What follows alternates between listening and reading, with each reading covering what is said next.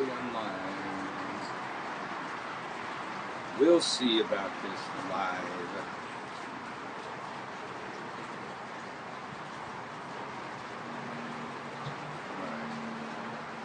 There it is. Nice. And we're live again. Can you hear me, goddammit? Anybody hear me? Can you hear me? Can you hear me?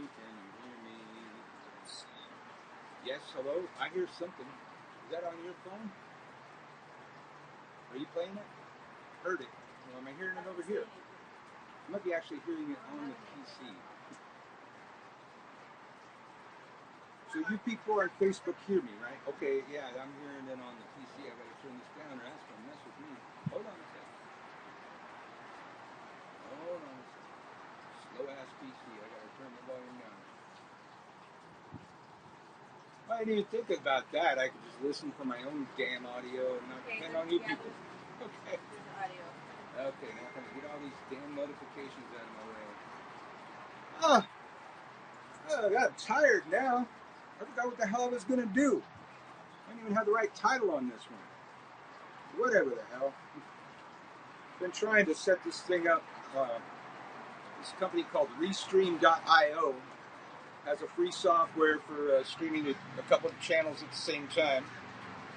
And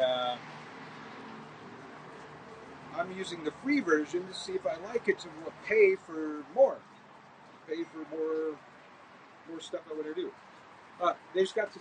Did you see that? Yeah. Yeah. Do we like Italian wines? Yes. Sorry. Other people contacting me. So I'm messing with this all day. All morning so far. All right. George Phillips is there. Sonny's there on YouTube. Been trying to resolve this for like about an hour now. I got it to where I can broadcast on two different channels, but I can't see the chat from two different channels. Sounds exactly like the problem that Christian Day seems to be having, and maybe where I heard of this software in the first place. So this last time my microphone didn't work, baffled as to why. So I turned my phone off and turned it back on. Now you can hear it. Not loud enough. Well, that's because I'm not close enough to the camera and it's very noisy here. But hopefully you'll hear me. At least people can hear me now. You hear me over here on Facebook, right? Yes. Wait, now Michael something say he has no sound on Facebook. Want to go back? I heard it on Facebook. Doesn't sound. Maybe Yeah. he's had on one of the previous ones. Oh. That doesn't have sound. Tell him to go to take 5.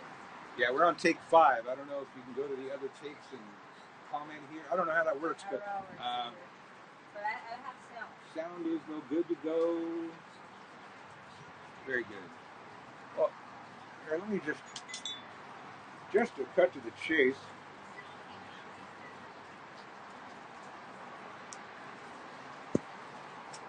All right, since we're testing things over and over again, I don't know if this microphone is better. It hangs right by my mouth, and I don't have to be right up on the camera for you to hear me. So if y'all, if you hear me with the microphone headphone thing, I'd like to know, is it better? Is it worse? Where are we with that? If you could give me a sound check out there on Facebook or on YouTube as well.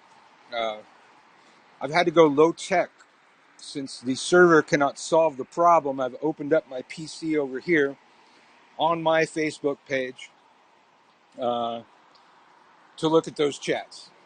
Let's see. Magic, nice. Mike is better. Okay, thank you very much, Teresa. See, I've got so many of, really all of my friends on Facebook, with the exception of like 5, like family members and maybe one person I met on a video game one time, are witches. So I've been wanting to do this. I do this thing all over the place, and I rarely do it on my own damn channel. I do it on my YouTube channel. I do it on several New Witch channels. It's called Ask Uncle Birch. Now, I'm on this teaching frenzy for the last year. I used to teach these year-and-a-day correspondence courses, and I took about a year off. and the demand went through the roof. So when I scheduled another one for March, it filled up right away. So I had to schedule one for Beltane, and it filled up right away. And I had to schedule one for Lunasa, and it filled up right away. And so now the next one's going to start November 1st. So I'm like on this frenzy. And there's a whole wide world of witchcraft out there, and the new kids have new questions. And I do this kind of thing on new witch pages and all over the place. My friends will probably have even better questions, but I do this to, keep abreast of the kind of questions that are out there in the witchcraft world and the bullshit that's out there in the witchcraft world, and I find quite a great deal. There's probably going to be some lags between the feeds. I don't know how this thing, it is the free service, but if the server doesn't get their shit together with the free service, I'm certainly not going to pay them money for more. There are other people offering this service that don't suck. So, I'll take my business elsewhere. I'm willing to throw money at the problem, but if their trial product fails, well, you don't want to pay for it. Freighter Xavier, hello. Thoughts on Prometheus Conjuring book? I don't know the book, Jamie, so I don't have any thoughts on that book. Sounds interesting, but I do not know that book. Man, I got shit coming in on all screens here. Yes, I can see you on YouTube. Also, YouTube's clear. YouTube has a clearer picture? All right. Well, if you want a clearer picture, you can go to my YouTube channel, watch me over there. But I'm seeing. So basically, I finally got it to where I'm on 2 channels at once. But the main software cannot resolve the chat from Facebook. So I'm working the problem. The show must go on. You're missing tooth or not. The show must go on. So I've opened Facebook over here. So I'm looking back and forth. Have you ever tried the new Avatar Power Magic? I don't know that one. While doing the LBRP Widdershins, do we say the god names in the same direction clockwise? See, I've seen 2 different. Say them backwards. Yeah, the main the way I originally learned it, as we went counterclockwise around the circle, we said the god names, Yoreh Vauhe, Agala, Eheye, Adonai, and that was kind of the banishing. But then we invoked with the archangel names, Raphael, Gabriel, Michael, Uriel, but then later variations, when I was taught it later, we were actually using the god names as an invoking. So we went clockwise around the thing. I think there's something to be said about both, but the original LBRP that I learned makes more sense than the other versions. There was one step of banishing, counterclockwise around the circle, with banishing earth pentagrams at each quarter. And then we went into invoking. And you'll hear Uncle Birch say it all the time, when you banish, you must invoke. That version makes more sense to me. However, why they call it the lesser banishing ritual of the pentagram when half of the ritual is invoking still escapes me. But it seems to me that it seems to me the majority of the ritual is invoking. I mean, you do the Kabbalistic cross, that's kind of a banishing at the beginning. Not everybody includes that in their version, but hey, that's great. We're getting better questions on this channel than we get on the new channel. I've got to go look over here at Facebook. Hold on. Hey, Marta Carrero, LSE. Oh, you're on there. Hey, Crystal. Okay, so you already knew that. All right, you guys are all having a chat over there. Any tips on clairaudience? Been having spirits try and communicate me always when I'm waking up. Yeah, and probably even the ghost hunters have hit on this. Done a lot of this in recent decades. I recommend a white noise generator. It's white noise, or even turn to an AM radio station that's not there. Spirits seem to have a way, or other world forces. I don't even know what all it is, but there's a lot to this EVP, and them using the electricity in the speaker pretty much to create audio and communicate. And I've played a lot with that and played with some devices that do that, and I just think there's a lot to that. I wanted to give you an answer, kind of outside the norm that you're going to get out there. So we're doing this thing called Ask Uncle Birch, even though it doesn't say it in the title because I didn't even know it was going to work. I do this here and there and everywhere. I pop up here and there, and I expose myself to the random questions about witchcraft from the entire world, and as such, it makes me stronger. And for my community, I hope it's community service. If you don't know, I make my living teaching witchcraft. I get paid a good sum of money for doing this, but I do my pro bono work too. I have an entire YouTube channel of free material, even an entire intro to witchcraft course out there. So I'm doing it on all fronts. But it's the oldest law in witchcraft and magic is for everything that is taken, something must be given. Notice I left hand and right hand. I'm teaching you something else there. For everything that is taken, something must be given. And in case the camera is backwards, this is my left hand taking. This is my right hand giving. This goes for all things. This is in all things in craft law. When you hear Uncle Birch say, nature abhors a vacuum, when you banish, you must invoke.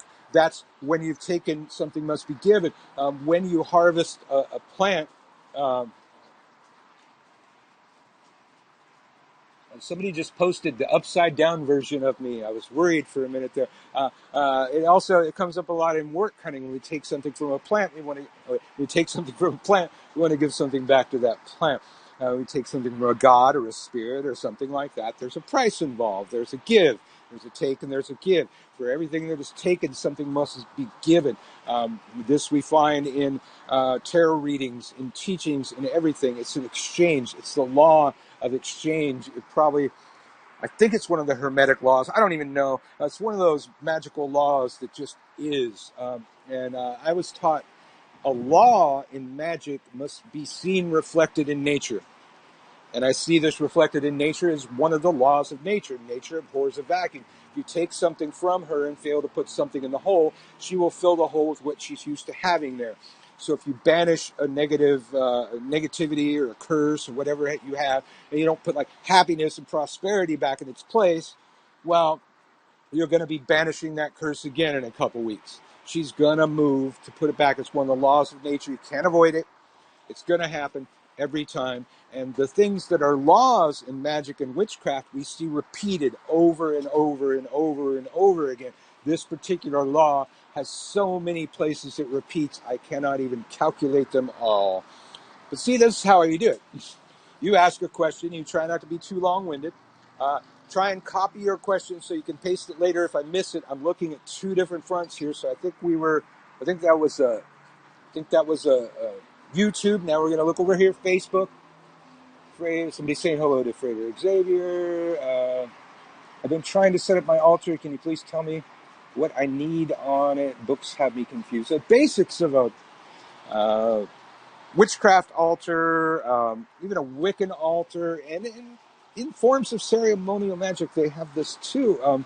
There's you mark off your 4 cardinal points, have something on each of those cardinal points that represents that element.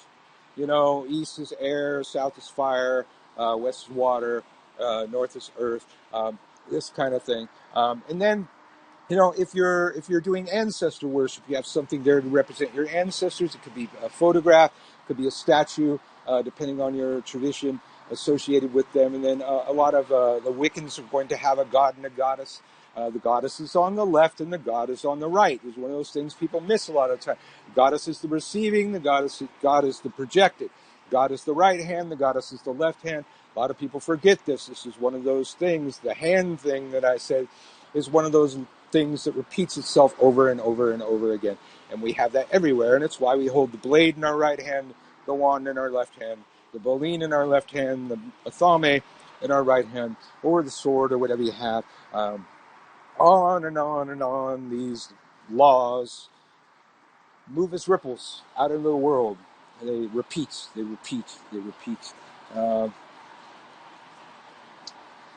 Energy absorbing is only energy equalizing.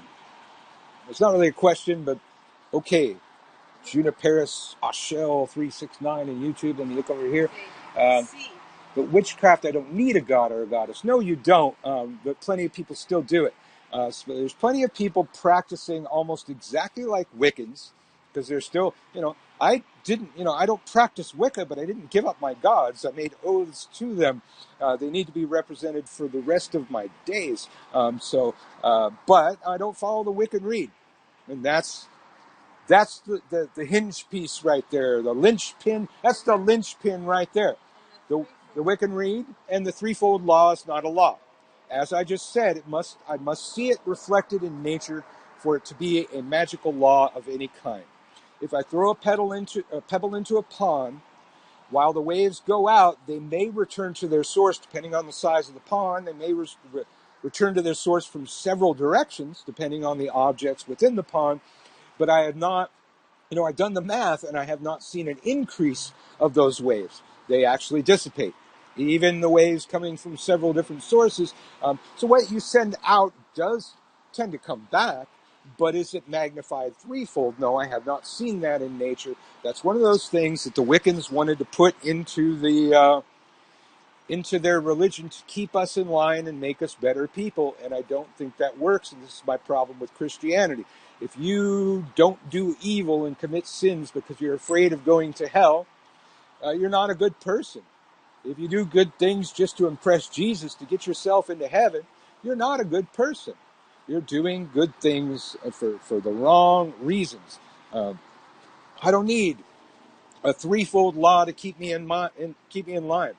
I don't need a Wiccan Rede to keep me from going around harming people. I'm not a fucking sociopath.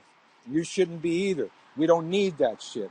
So you can do all of the same stuff that you ever did and not follow those rules, then you're not a Wiccan. You don't have to call yourself a Wiccan.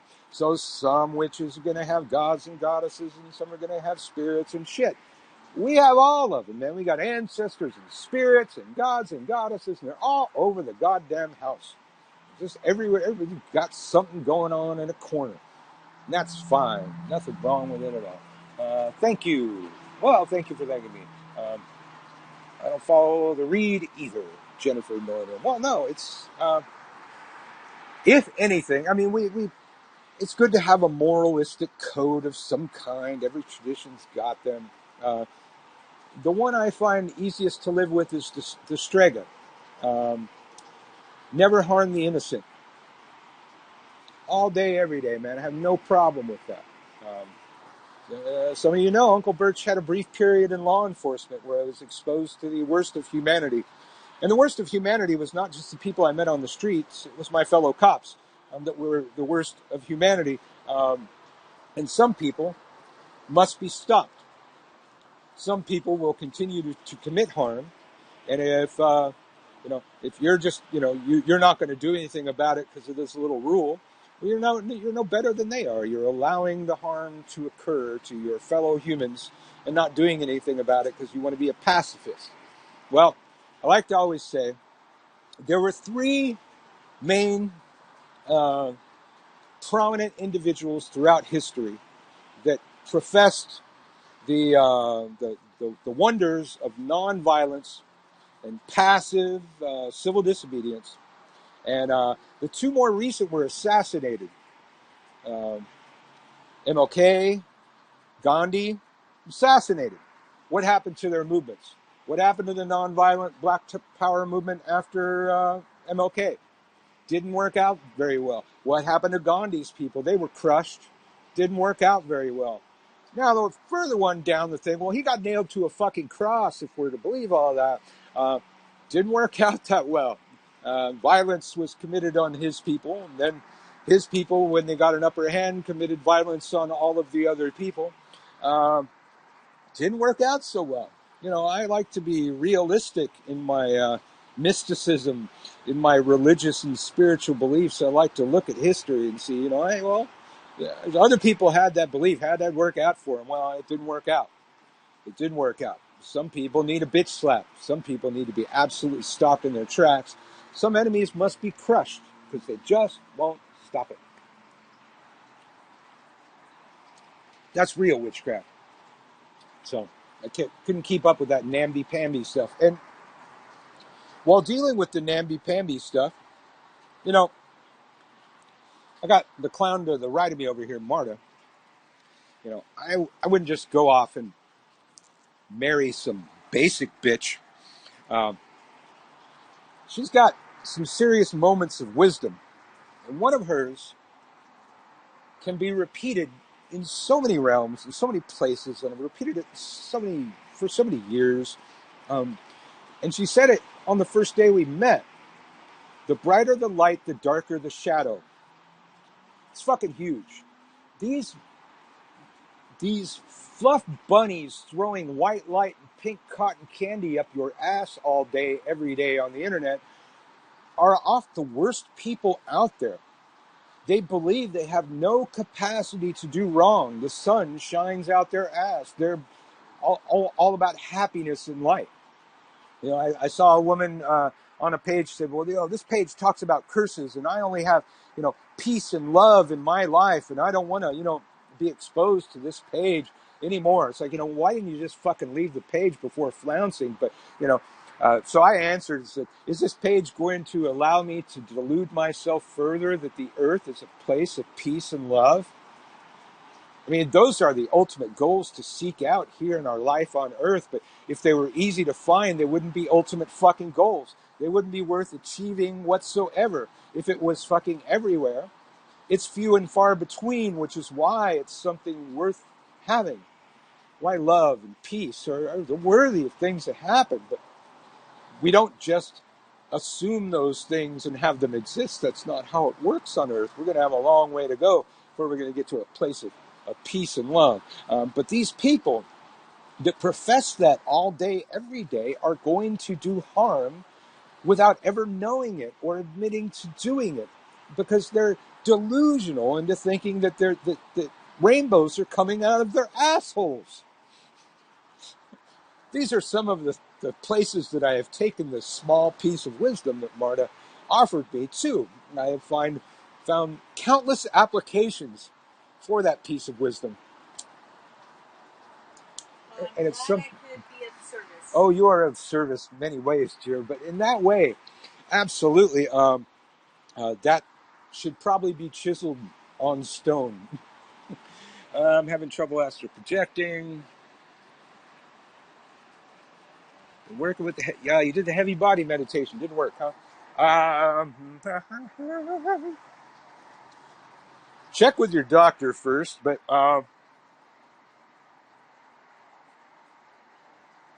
either smoke some mugwort or burn hefty quantities of mugwort. Uh, and mugwort's good for psychic skills and a lot of different things. It's definitely good in astral projection, but so, that popped in my head. When something pops in my head in that manner, I just roll with it, and I find out later that it works. So let me know, George. Was that George? No, it was Sonny. Sonny, yes. Yes, they have not recognized or integrated the shadow. Exactly, George. And you know about shadow work, apparently, because you said that, and that shows me you know what you mean. If you haven't worked or integrated your shadow or figured out how to, not let your shadow control you, your shadow is in control. And those that have deluded themselves into thinking that they have worked out their shadow issues are the most dangerous people in the game. You have never worked out your shadow issues. They're never going to be gone. You can maybe make a pact with your shadow to, only come up in certain situations and not fuck up your life. Let's see. Fluffy Bunny. Gina says, can you talk about Western ceremonial practice as far as celebrating the full moons? Well, we got Frederick Xavier here right now, man. I don't want to mess up. I do know some ceremonial magic. It was kind of brought in, it was kind of in the background. It was a lot of the stuff we borrowed. So I don't want to fuck up and say something about ceremonial magic and embarrass myself in front of Frederick X. I do think it's acknowledged. The power of the full moons recognized. I don't know that it's a huge thing. I mean, within planetary times in ceremonial magic, I do see, phases of the moon, this kind of thing, as part of the magic. But as far as I don't think they have like esbits, like full moon rituals. I think I would say more in ceremonial magic, the heavenly bodies are more seen as tools. So the phases of the moon would be acknowledged and worked into the planetary timing in that, but not like a full moon ritual like a Wiccan would do or something like that. But the full moon raises our fluids, and everybody's got to recognize that it's a scientific ism, so it's always going to be very handy. But I think the ceremonialists are working with all of the different planetary energies and planetary timing and the days and all that kind of thing. So I think they are working with the moon, but in a different way than we would maybe understand it from the outside, unless we think of that. I think seeing them as tools to an end is probably the most accurate way that I could put that. Let me know if you agree, Frater, if you're still here. Let's see. Okay, that was the last question over there. Frater Xavier is my other favorite teacher. I have learned so much. Frater Xavier is my other favorite teacher, too. I can't think of the third.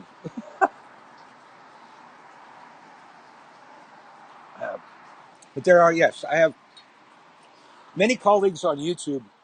Frater Xavier is probably my longest living colleague. I've known him for a very long time. He's been out there for a very long time. But some of my older colleagues on YouTube have come and gone, passed on. Tiptoe Chick, I was friends with her for like 10 years. She's passed on.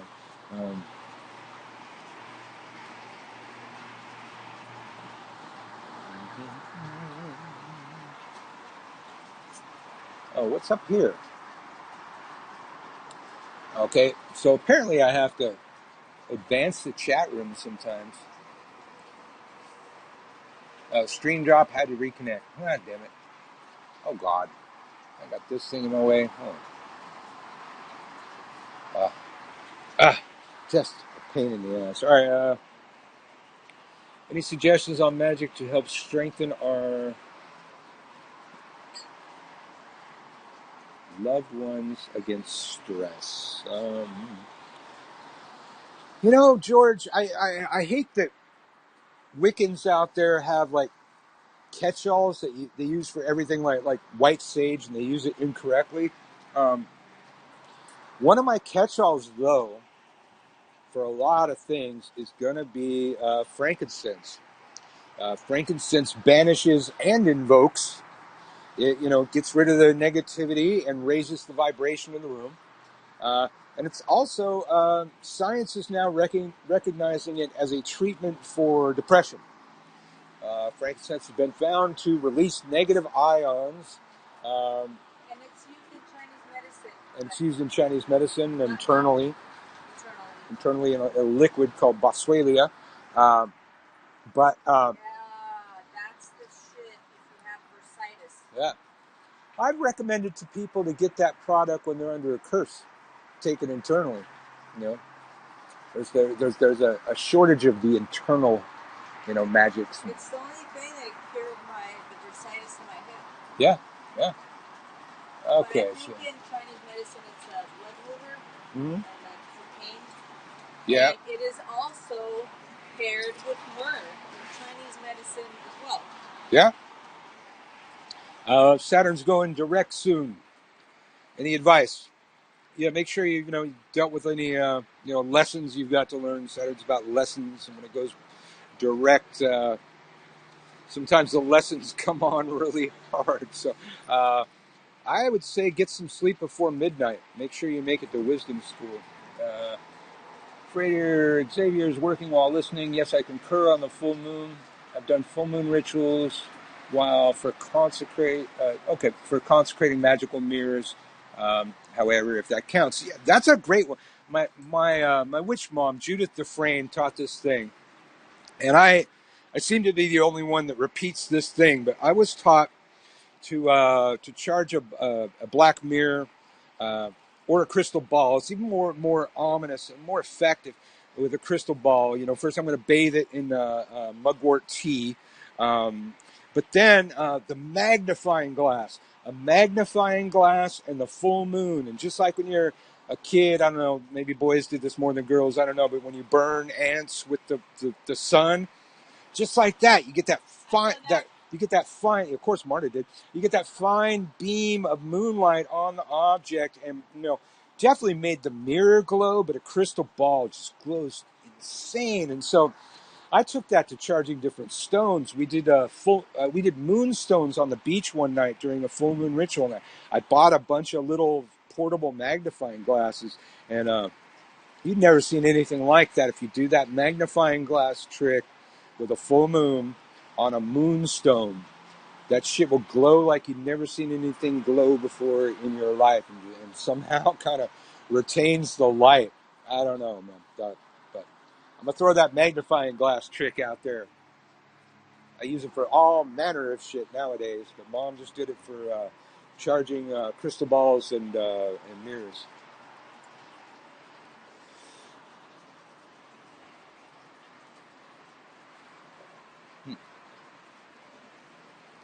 Sigil on T-shirt, good or bad idea? I've had several sigils on T-shirts. One was for God, I love that shirt. It was red on black, and it was rune bind for crushing your enemies. Of course, Raider Xavier used the mugwort. Of course, he knows that one. But good idea. It could be a good idea. There are sigils where you make them and break them, you make them and destroy them, but then there's to hide a sigil in plain sight. You over here, you're on my YouTube channel. You look at my video to hide a sigil in plain sight. Now that kind of sigil derives its energy from attention. People looking at it, people sharing it, people writing it on things. I describe a lot of that in the video. It's got thousands of viewers now, thousands of repetitions, thousands of people using it. It's an extremely powerful sigil for drawing money now. But it occurs to me, way back in the day, I knew a polyamorous witch who was rather hot, and she made a prosperity sigil tramp stamp right about here. I'm not polyamorous. And that sigil, as such, got a lot of attention, got a lot of sexual energy put upon it. I recall she was doing rather well. Might have to refresh my Facebook page. I'm not sure. Oh no, I think it's back. I don't know. Just want me to play it. I don't really want to play it. I just want to make sure that I can still see people commenting. Okay, Jamie Boatwright just joined. I got people in and out on the Facebook. It's very complicated.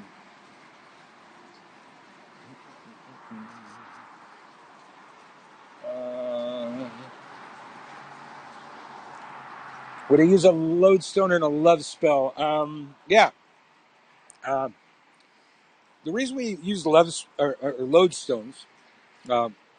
in magic is because they're a magnet that does not have a polarity.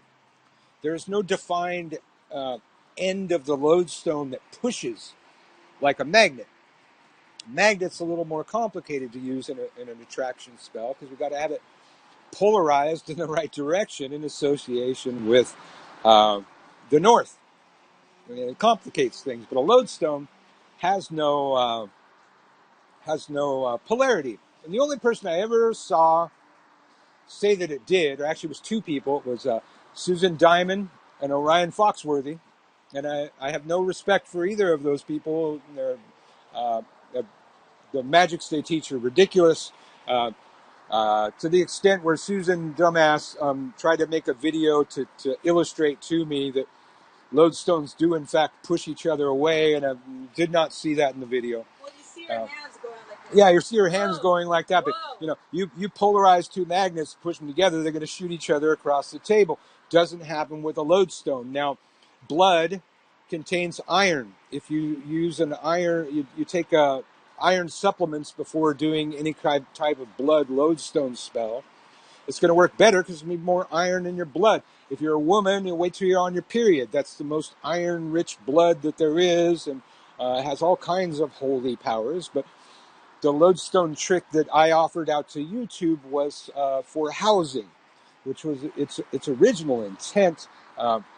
It was me elaborating on somebody else's spell, but where you see people putting blood on a lodestone, they probably got it from me. I never saw anybody else do that. Absolutely good for almost anything you want to attract. So, yes, love spell. Yes, that's why.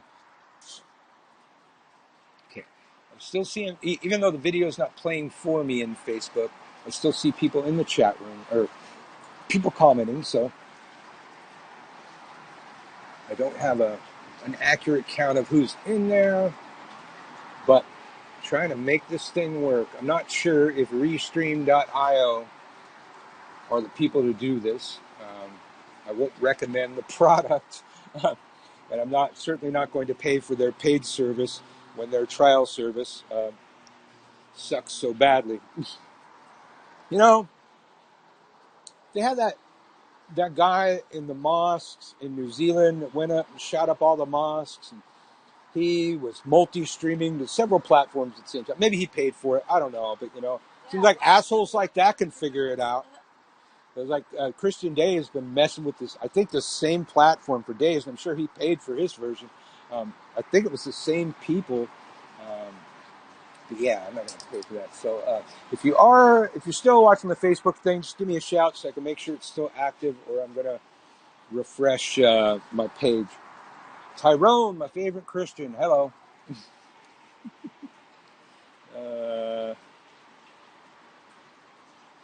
What's the difference between the new witch school that starts on November 1st and the course bundles? My course bundles are at least 7 years old. I am a full-time witch and has been a full-time witch at least through that period of time and longer.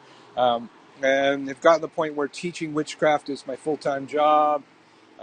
In addition to trying to keep up with the orders in my overly too busy shop. Okay, still on Facebook. Thank you. God damn it! What was I answering? So the bundles are more for people that just want to binge watch a year and a day class without spending a year and a day, because the millennials apparently wanted that.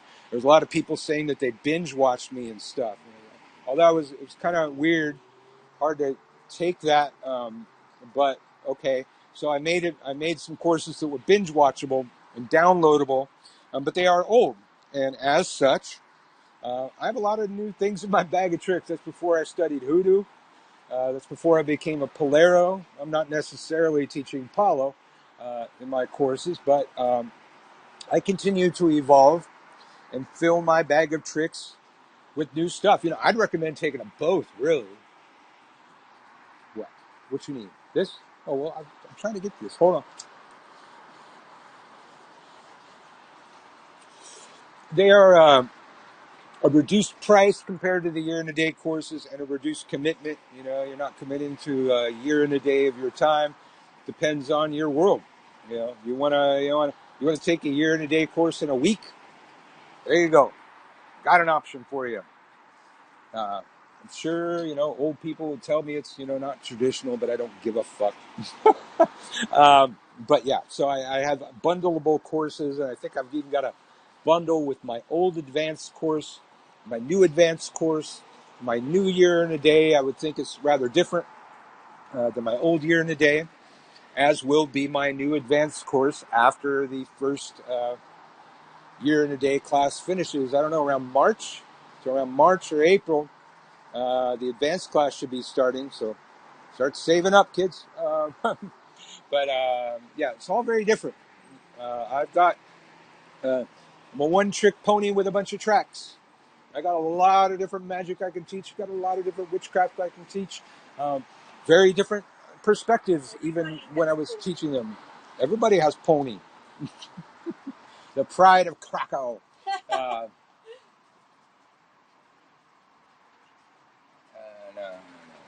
That's too much. Let me see. What was that? Wait, oh God, these people passed through it. I remember was smoke a bowl with Uncle Bert's Wednesdays. Oh yeah, I didn't keep that up. I'm smoking a bowl all the time, but I tried to do a regular Wednesday thing. Now we got a regular Tuesday Witterson's broadcast. So let's see. You and Frater Xavier's work changed my life several years ago. Thank you both, and thank you, Joker on the right. Aww. Well, thank you. Those are that's good company to be amongst. Frater Xavier, he's my bro. A lot of you know, it's like I have a shop, an online shop. Frater Xavier plugs my stuff, advertises my stuff, and I am one man working under very old school magical laws, and as such, am at least a month behind right now on orders. And I've got stuff from other stuff that happened. I could be 2 months behind on some order. Going to within this next month, I'm going to have to shut down my shop for a month, try and catch up, because there's just only so much one man can do, and I want everybody to get pissed off. And Frater, my bro out there, he has to catch some shit sometimes from people that he recommended my shop to that have been waiting over a month for their stuff. And I wish they didn't do that to him, because I'm usually answering their questions. So some of these people, I can't even get a hold of them on their email. But at any rate, how am I doing on current orders? I'm getting ready for a crunch this next week. I'm working on. I'm about a month off right now. I've got a bunch of my students still waiting from my classes. They've got priority, but I'm getting ready to just shut down the shop for a month, to catch up. Just to catch up, close down for maintenance, catch up. So working on that. So not the best time to make an order right now, but I got to give props to Frater X for having to deal with that kind of stuff, because I take too long. Lots of people want to buy stuff from me, but I'm one man. I don't have a staff anymore. I probably need to figure out how to do that, and just hire some people.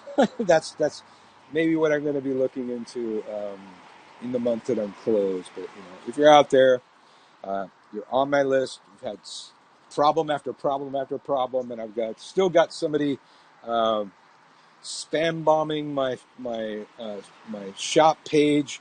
I've gotten my shop page off of all the other pages. I've changed it, except on my shop page, because it's integrated with so many places. I'm getting ready to move that, because I'm just at the point where I just, people email me and just have a really hard time even finding the emails amongst the spam. I mean, really, I'm using a Hotmail account still. I'm not that shocked. I'm working on it. Let's see. Frater X is the man. Yes, he is. Needs help, but I don't know what that is. All right. Looking for questions. Trying not to be too long-winded. I get a very small field for the questions to appear. So both Facebook and YouTube are open right now. How do you know if Squat is trying to help you squat? Squat, right away, man. Squat gets you a house right away. Parking spot, you get it right away. If you're, 2 or 3 times around the parking lot, I guess Squat's not helping. Usually, as soon as Marta finishes the one limerick that she knows, we got a parking spot. I know Oh,2. she knows 2. Okay. The fellow from Winger. And the man from Nantucket. And the man from Nantucket. 2. Which there are many of those.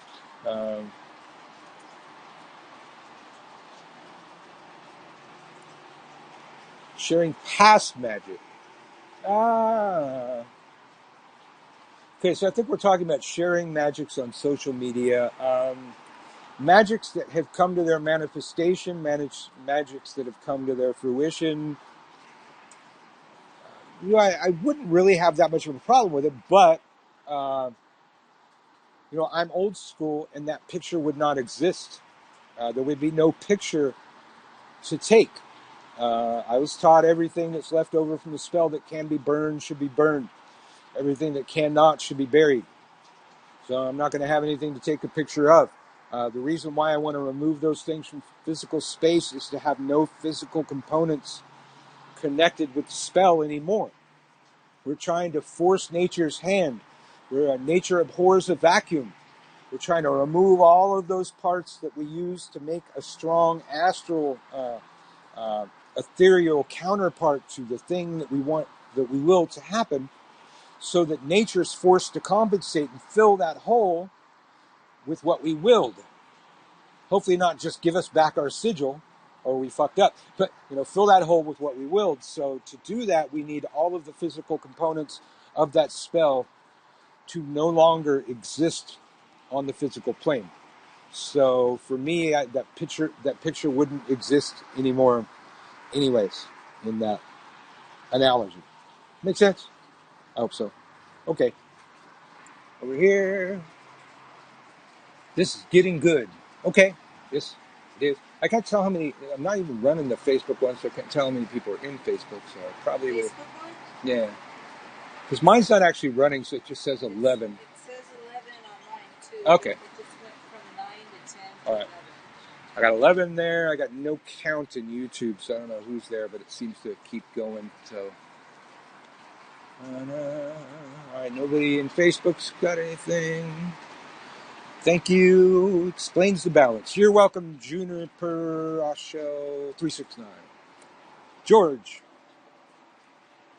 do you have a candle spell to heal a loved one?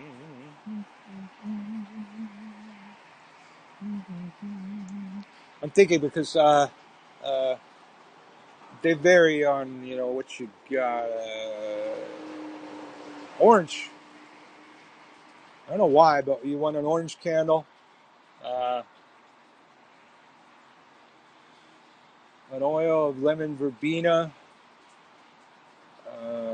cedar. Frankincense. All right. Lemon verbena, cedar, frankincense, equal parts. Mix the oils. Anoint that candle. First of all, I would make a sigil of the person's name and the ailment to be healed. So and so's name is healed from whatever they have. Somehow make that into a sigil. Put that sigil on the candle. Carve it onto the candle. Dress the candle with that oil. Got a picture or something of that person or the name, whatever you have. Put that under the candle. Yeah, it's an orange, man. It's an orange. So you're going however you draw up energy, whether it's from the earth or from the heavens or from your gods or whatever. Usually that's going to be raw energy, and you're going to project it out, either your hand or what you have, whatever your tool is. Orange, like a light orange color to charge the candle. Healing, the colors, the components vary depending on the ailment. So I threw myself out there for a second. Those are the colors, those are the ingredients for that particular ailment. Even though I don't consciously know what that ailment is, this is what my spirits say. And I usually find out later that I was right when I do that kind of shit. So roll with that, I'd say. Which really gives me a lot of ideas to think upon. Thank you. You're welcome, Crystal.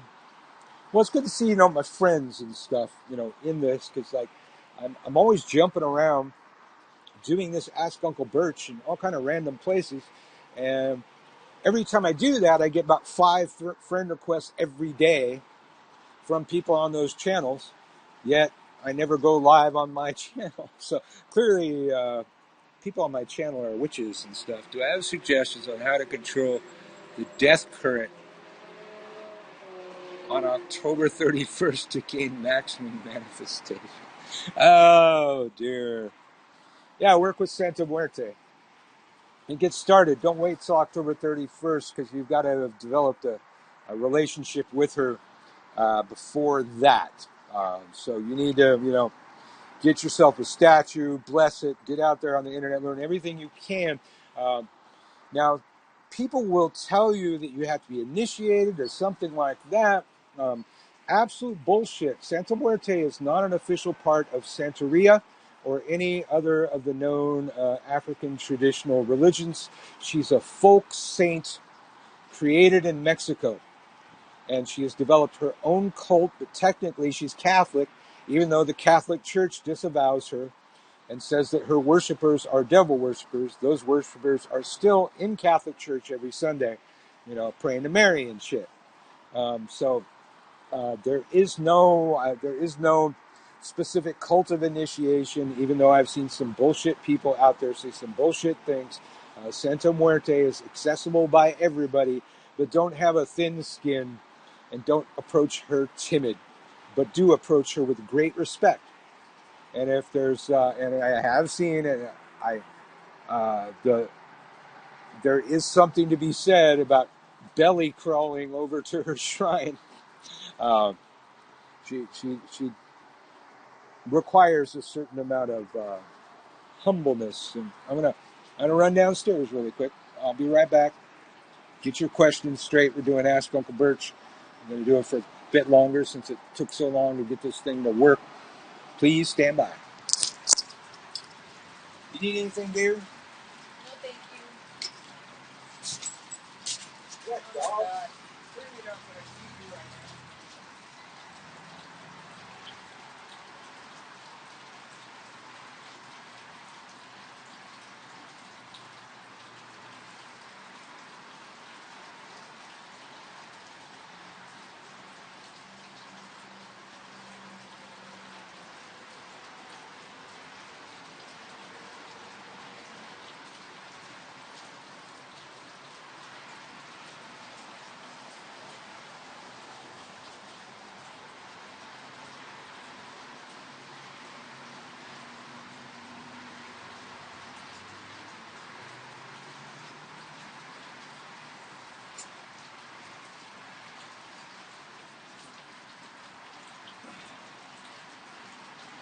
All right, hopefully you had a nice view of the fountain or something. Hello, Mind and Magic. Crap on here. No, Trader's over here. Now they can't see that far down.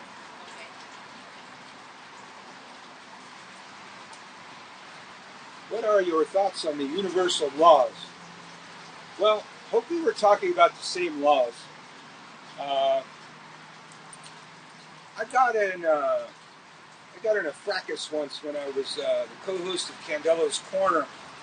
I think the show was almost at its end.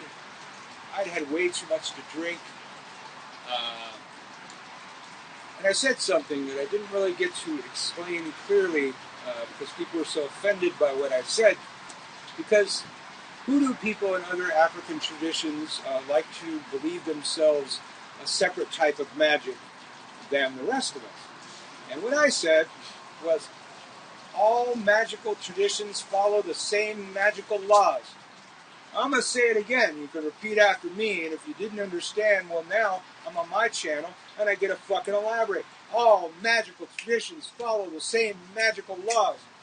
The only thing I got to say to follow up on that was hermetics. All magical traditions follow the same laws as set forth by Hermes. And I don't care if you're Hoodoo, I don't care if you're Palo, I don't care who you are. Hermes did not create the magical laws, he wrote them down. Now technically, as far as we can tell, while following Hermes, we would have to position him in ancient Egypt, and he would be a mystical scholar in ancient Egypt, which would make him African. Does that make it better? If that makes it better, you might be a bigot. I don't know.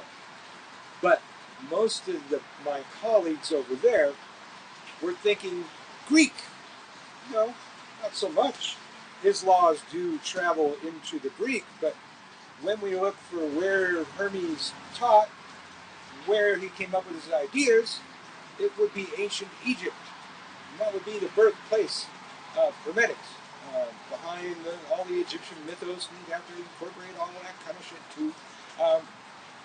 Hermes did not create the magical laws. He recorded them.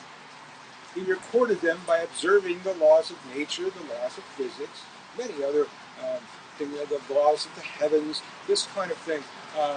This is where he came up with his laws. And as such, he was the first to record them. But they're the same magical laws that everybody has in every tradition out there.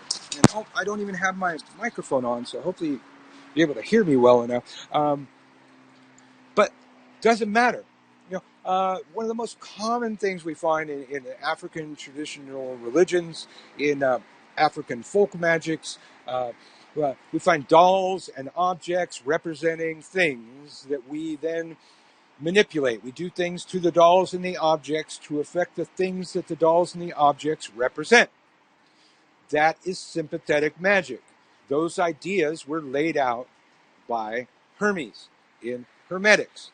Now, other magical schools elaborate on the hermetic laws to where we get some elaborated upon ideas and different names for them. Laws of contagion, laws of association, laws of vibration, all these and elaborations, but they're all elaboration on Hermes' original work. And as such, I can if anybody allowed me to have an actual discussion rather than get all offended when I say that kind of thing. The magical laws are the laws of nature. They're the laws of the universe. They're the laws of physics. You cannot change the laws of physics. It doesn't matter what tradition you're in. It's the same earth. It's the same heavens. It's the same nature. Nature has the same laws. Your ancestors came up with similar ideas to my ancestors because they were all once living in the dirt once upon a time. Now, maybe some of my ancestors came along later and enslaved some of your ancestors, but this has nothing to do with that. Okay?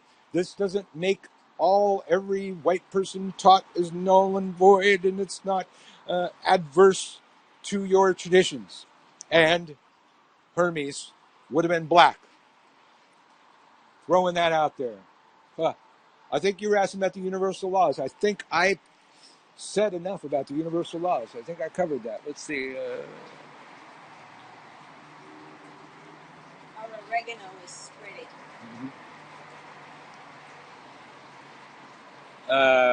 Teresa, you need to be on my page, my YouTube page, Freakville1309, or search Freakville1309 to hide a sigil in plain sight. You'll find it. It's there.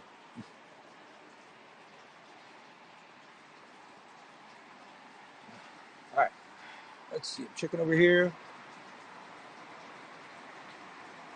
Yep. Told you it was getting good. Yeah, okay. It was getting good. Good. I really didn't know if I was going to have the energy to do this when it finally fucking worked, man. I was burned out. But it was also a lot hotter then. It was kind of cooling off up here. What? I was looking at our oregano and it's getting bushier. And I'm like, what do I do with that?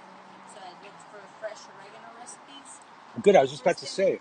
We need to cook with it. First thing that came up was garlic and oregano pesto. Ooh. Yeah, our oregano is doing good. We got to do something with it. I don't know if it's enough to make pesto, so I'll keep scrolling. Yeah, don't bother Frater Xavier. He's listening while working, man. Now he's over in the YouTube. So that probably means that YouTube's less laggy than Facebook. I don't know. But Frater's over here now. Let's see. Okay, thanks. All right. Looking for questions. We're doing Ask Uncle Birch. I'm getting ready for my November 1st witch school to start. Year and a day course in witchcraft. $35 a month for a year and a day. And this is kind of one of the ways I do it. Is we get closer to that class. I expose myself to random questions on YouTube and Facebook, and also help the community by answering random questions, because I spend a lot of time on these new witch pages too, also doing this, and also, seeing what's out there. A lot of bullshit out there. And part of the reason that I accept so many random friend requests right after I go live on one of those noob pages is because I want y'all to be exposed to some real stuff. You know, a lot of my friends know their stuff. I know my stuff. I don't want you to, be told bullshit out there. You know, if I had $1 for every time that I was out there and some new witch told all the other new witches, all that matters is your intent, and all you feel is whatever you feel is all that matters, and all that matters is intent. Now, if that was true, well, we wouldn't have people like Frederick Xavier out there teaching these ancient ceremonial magics. We wouldn't have had thousands of years of his ancestors, the ceremonial magicians, teaching that. We wouldn't have thousands of years of the witches' ancestors teaching witchcraft. We wouldn't have thousands of years of all these magical traditions, the ATRs, all of them teaching them, if all that mattered is what you felt, and intent was all that matters. And I haven't said that enough times on my channel, but I've said it to all other people everywhere. If you walk off a cliff intending not to fall, you will still die. And nature gives 0 fucks about your intent. Gravity gives 0 fucks about your intent. Okay? Intent does not trump the laws of the universe. Okay? Intent should be followed up by action. The action we do on the altar, and then the action we do in the physical world to help manifest our will. Now, Sunny asked a question, not really a question, but she did just say, Phil Hines. It's actually Phil Hine without the S. It's Phil and Hine. I always say, if you want to study chaos magic, Phil Hine is your best read. A lot of people trying to really make it complicated and obscure, and it makes no sense. Phil Hine, man, straight up in your face. Read Phil Hine. Read everything he's got. He's got 2 books out there. And the main book's Prime Chaos, Condensed Chaos. I think the Pseudonomicon. But most of Phil Hine's works were published in PDF before they were put into books. So pretty much all of Phil Hine's work you can find out on the internet in PDF, and it's the same work that you would find in the published work. Although, definitely, if you got the money, support Phil Hine, because he's not really big on the occult scene anymore. I'm not sure what the hell he's doing. I haven't seen another book in a very long time. The rose is dying. We need to water it. Okay.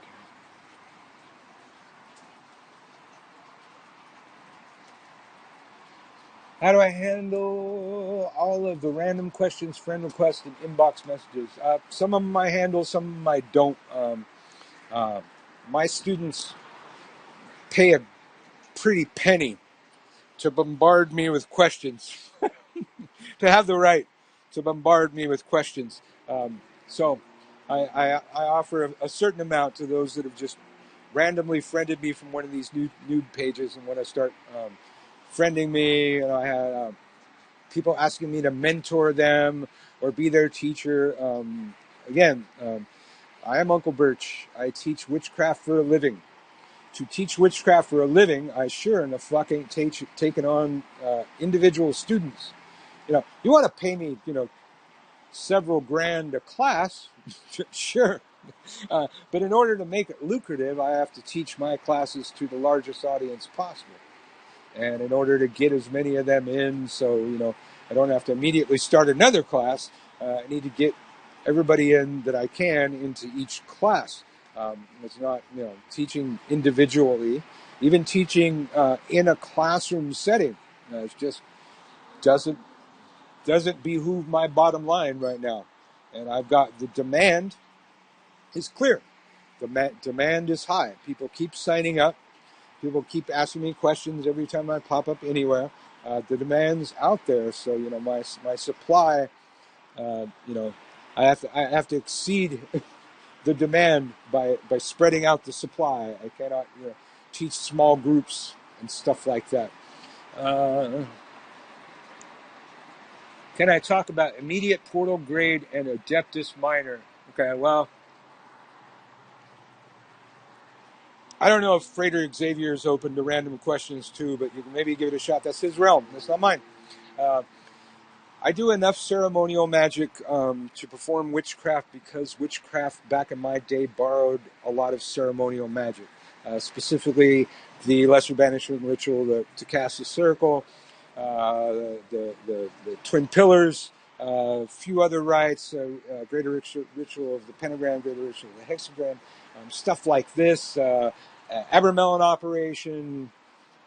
God damn, there's a lot more than I thought was there until I started. There's probably more too. The Gnostic Mass. Oh shit! All right, I do know some ceremonial magic, but it's not my thing.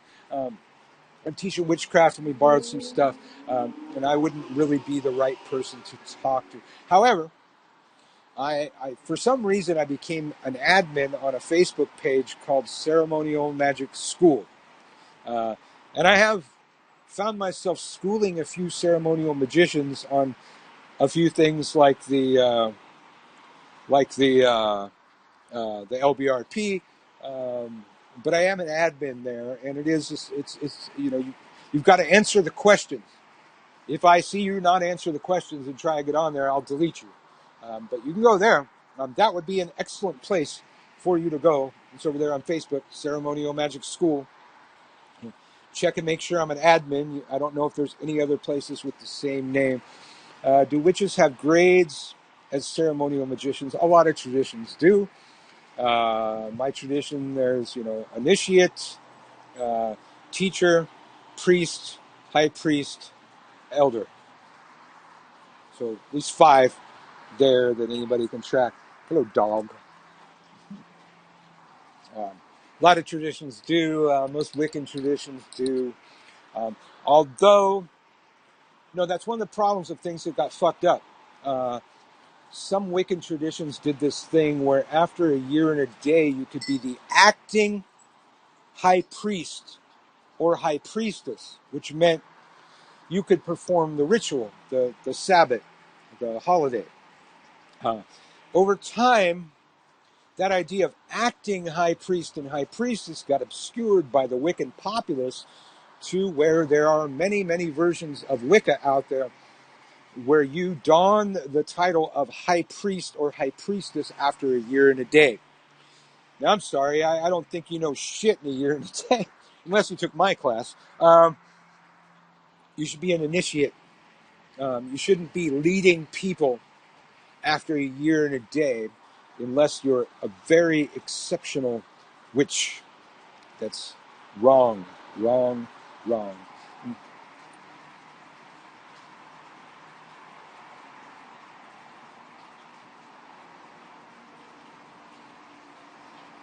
Okay, they're over here talking about Phil Hine and Facebook. All right. I'm Uncle Birch, answering random questions about witchcraft. I'm going to do a few more just because it took me so long to get this thing working. Then I got to go back to all my pages and delete the videos that didn't work.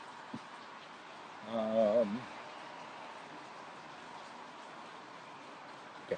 Check it, Facebook, YouTube. Why don't you like EA? Do you recommend to avoid or no? Damn. You made me go there. Citizen 333. There's a healthy amount of ego and arrogance required for magic. Then there's an unhealthy part. It gets to an unhealthy portion. What I've seen of EA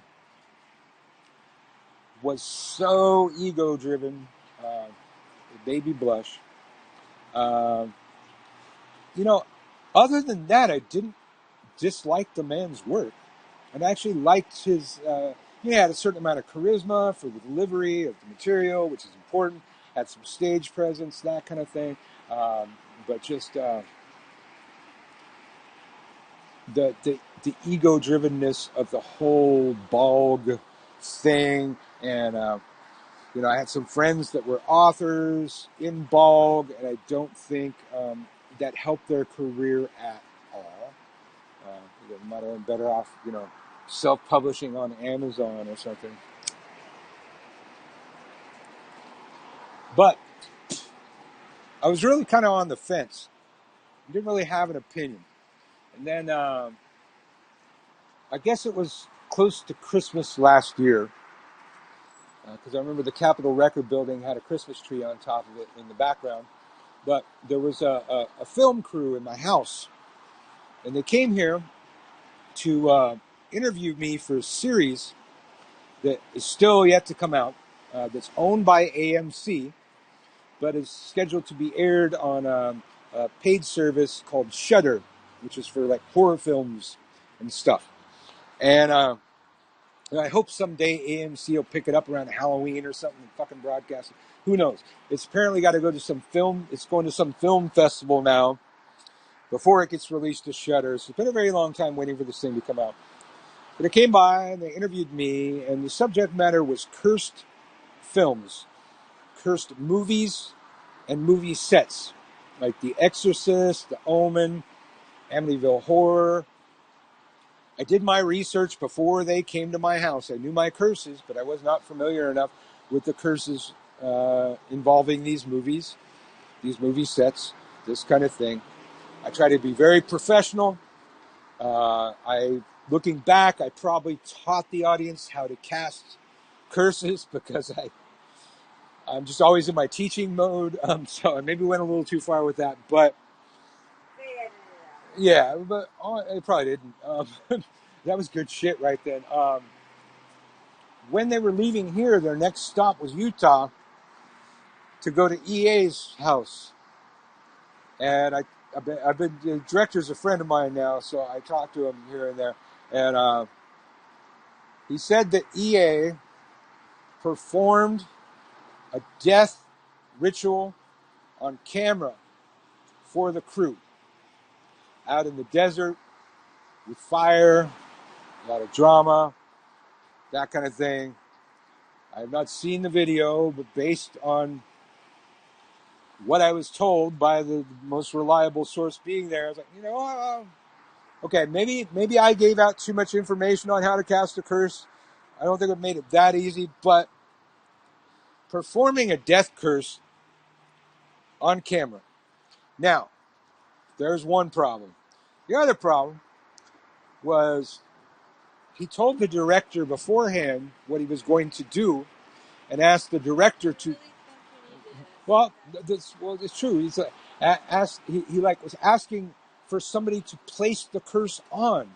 The director didn't give him a target to place it on, but it's like, to be on TV, that's a bit far to go. And I haven't seen it yet. I'm not sure what they're going to edit out. It's like that just... I admire his theatrics and his stage presence, but that's a bit much. So I was kind of on the fence till I heard that. I'm still kind of on the fence until I actually see it.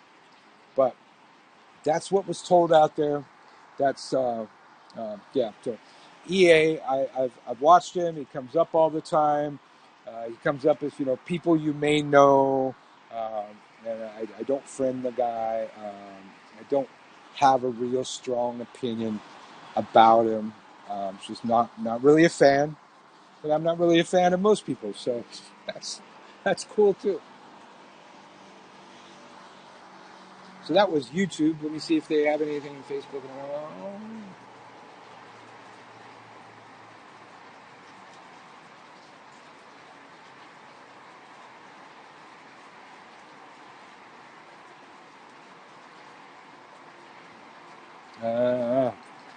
Trying to wrap my head around this question.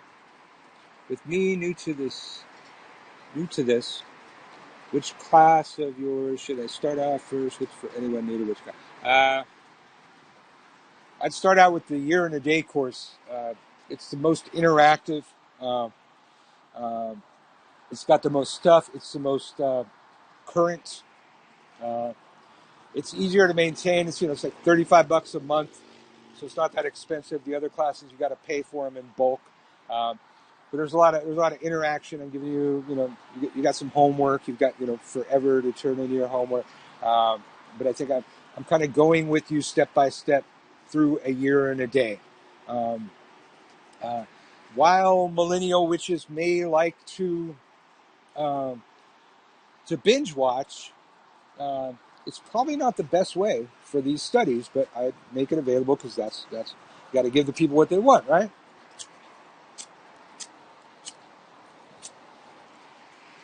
Even sometimes if what they want isn't really what they need.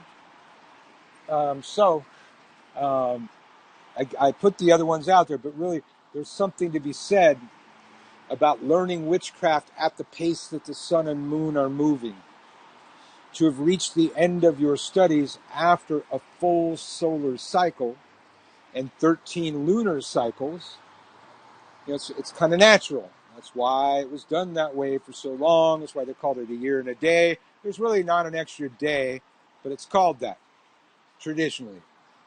So they're also asking in YouTube, will your November class have teachings of brewing and alchemy?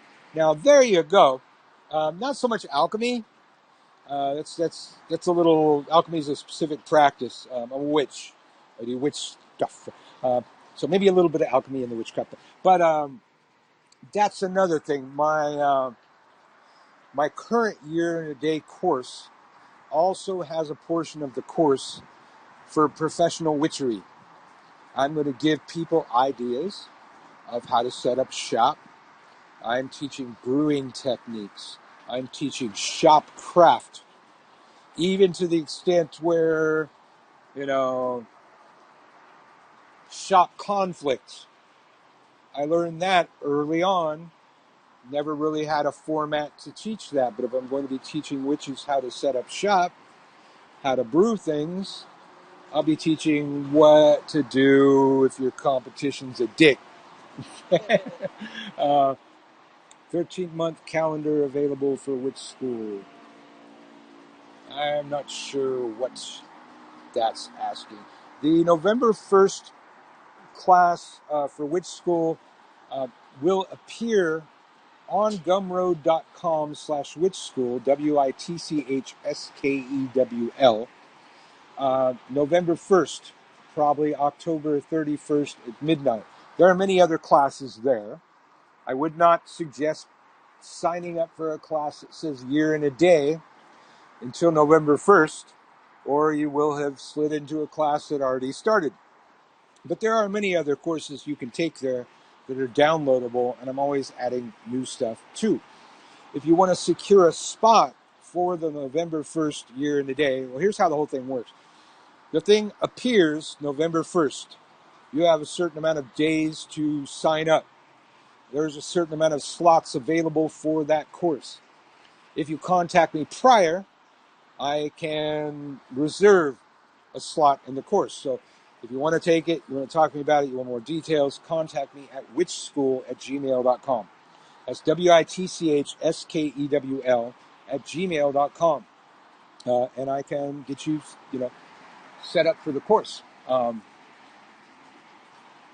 So WITCHSKEWL. But the actual course won't appear on Gumroad until the first. Is there any benefit into being initiated? Yes, and it depends on the tradition. Generally in witchcraft, the student learns all the stuff and goes through the trial and tribulations necessary for initiation prior to the initiation. The initiation is more ritually marking a point of progress. And at some points, in some traditions, you'll be given secret names, secret words upon initiation for certain traditions. Then I always remember, my Palo initiations were very different. You did not know shit until you were initiated. And as a matter of fact, in the initiation ritual, they reminded you in no unspecific terms several times, you don't know shit. You didn't. They didn't teach you a goddamn thing until initiation. So initiation really changed a person, where witchcraft and Wicca, it was more a ritual acknowledging the change that had occurred. Some other changes were offered at the point of initiation, so that could be argued as well. But yeah, there are benefits. It depends on who you talk to, which benefits. Some benefits are being able to join a coven, a group. I always like to try and mind those people, that came through Wicca. Perfect trust means learning who to trust. Perfect love means learning who to love. Who's worthy of your trust and love? It might not be your coven. Don't go into it blindly, and don't give anybody blind trust, blind love. That is not perfect. That's the love and trust we already have out here in the fucking world. Let's look over here now.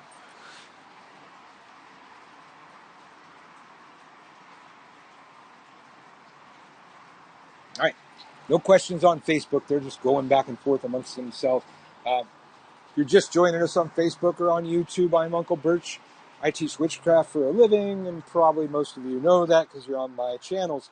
I'm getting ready for my next year and a day course starting November 1st.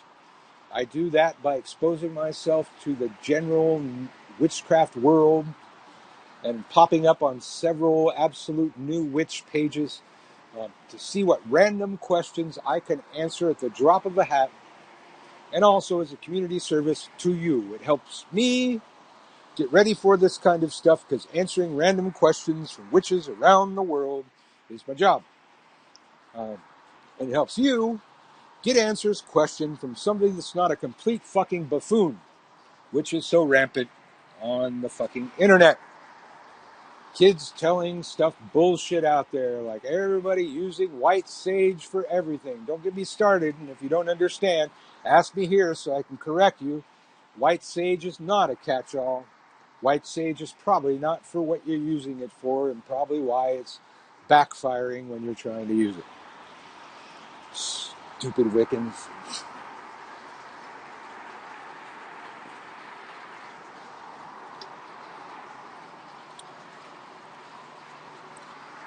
Excited about the new courses coming up. I'm working on a money spells, prosperity spells course for Gumroad.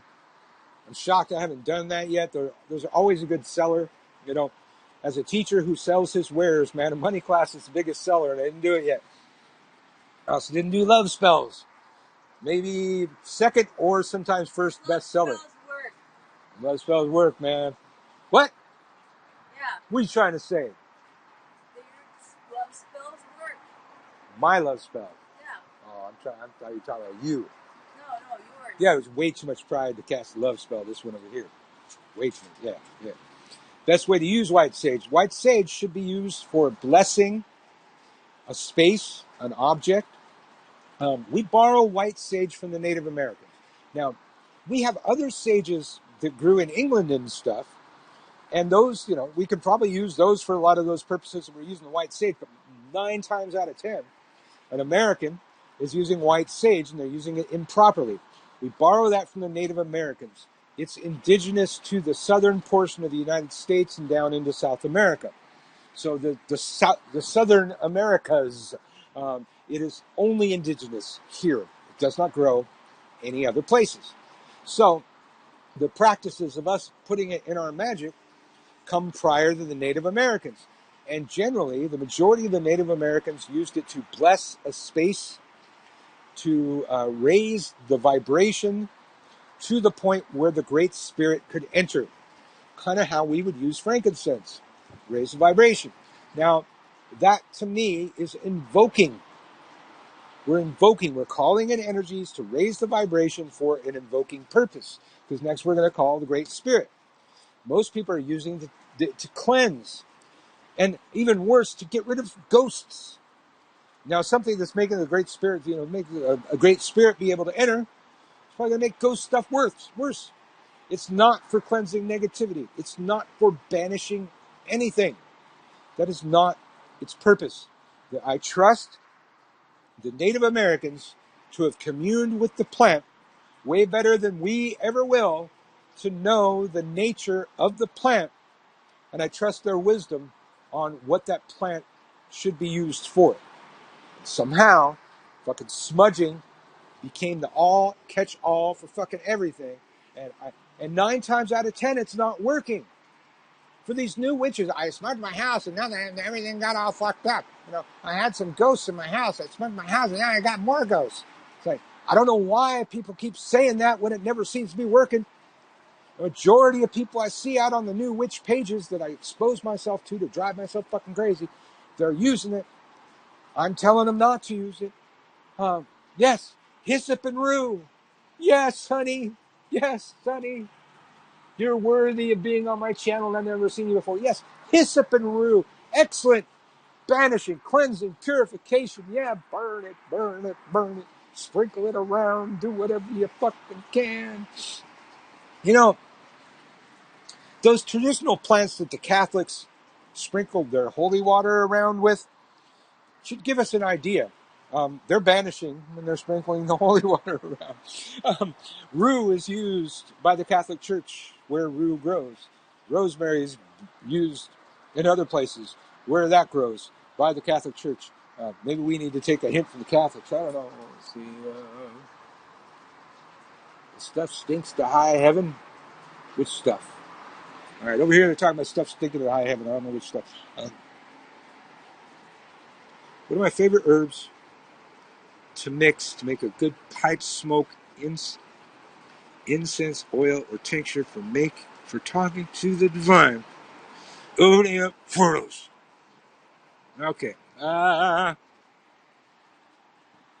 Pipe smoke. I'm going to do lobelia, shaman's tobacco, and mugwort.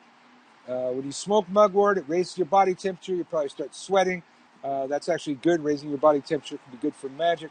I wouldn't smoke a lot of these other things in a oil or tincture for talking to the divine, and opening portals. Again, I'm still going to like hyssop as a cleanser. Cleansing portion of that. I'm going to like frankincense. Um, um, Mugwort's good for that too. But cinnamon. Cinnamon can be used as an incense by itself. It's usually ground very fine. You make a pinch of it, pinch it together, make it kind of tight, light it on fire, blow it out. It will smolder like an incense and it raises the vibration in the room. Now, one of the main ingredients in the Abramelin operation for making the Abramelin oil, hyssop is in there, but cinnamon, the stuff ends up being very, very, very, very, very, very cinnamon. So as such, I'm going to recommend cinnamon for talking to the divine and opening portals, but maybe with some mugwort and that other stuff too. Yeah. All right. Let me look over here at Facebook, see what they say.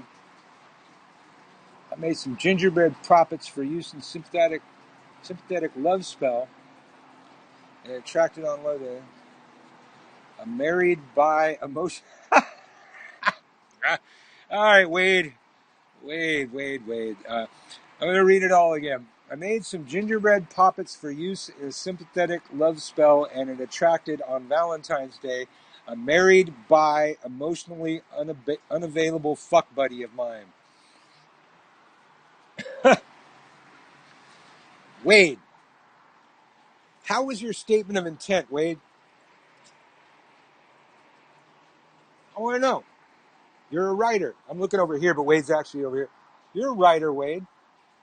I would expect you to write a very good statement of intent.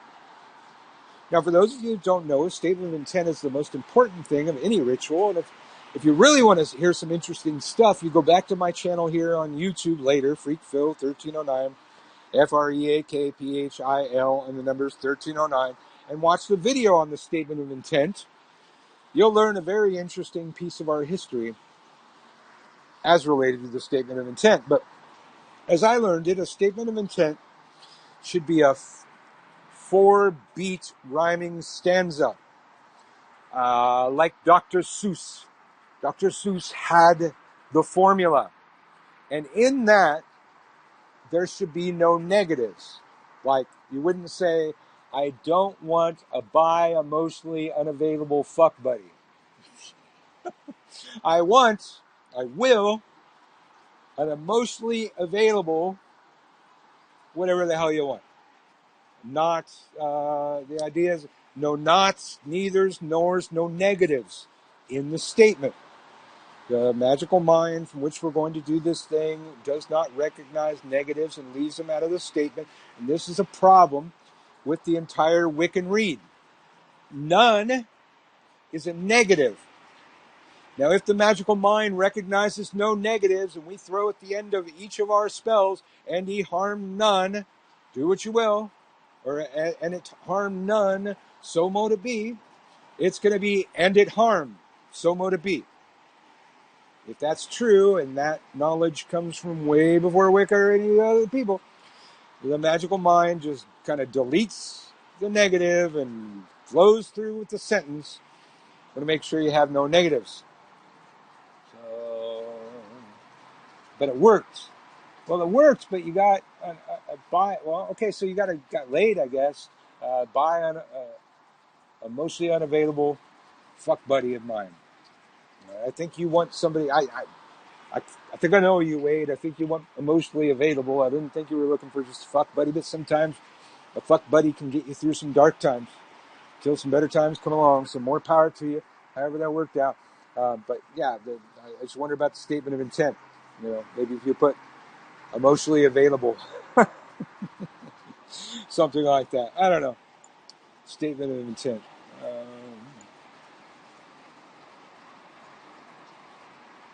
What?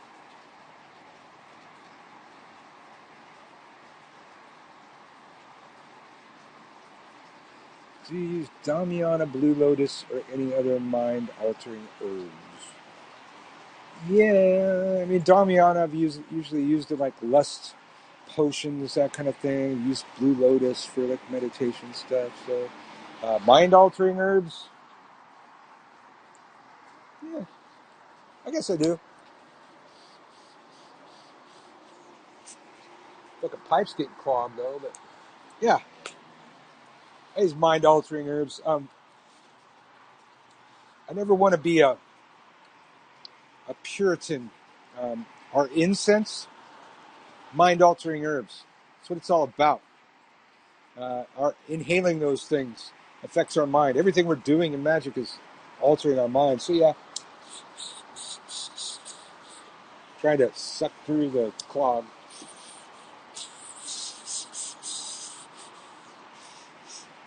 Oh, God. Almost time to just buy a new pipe.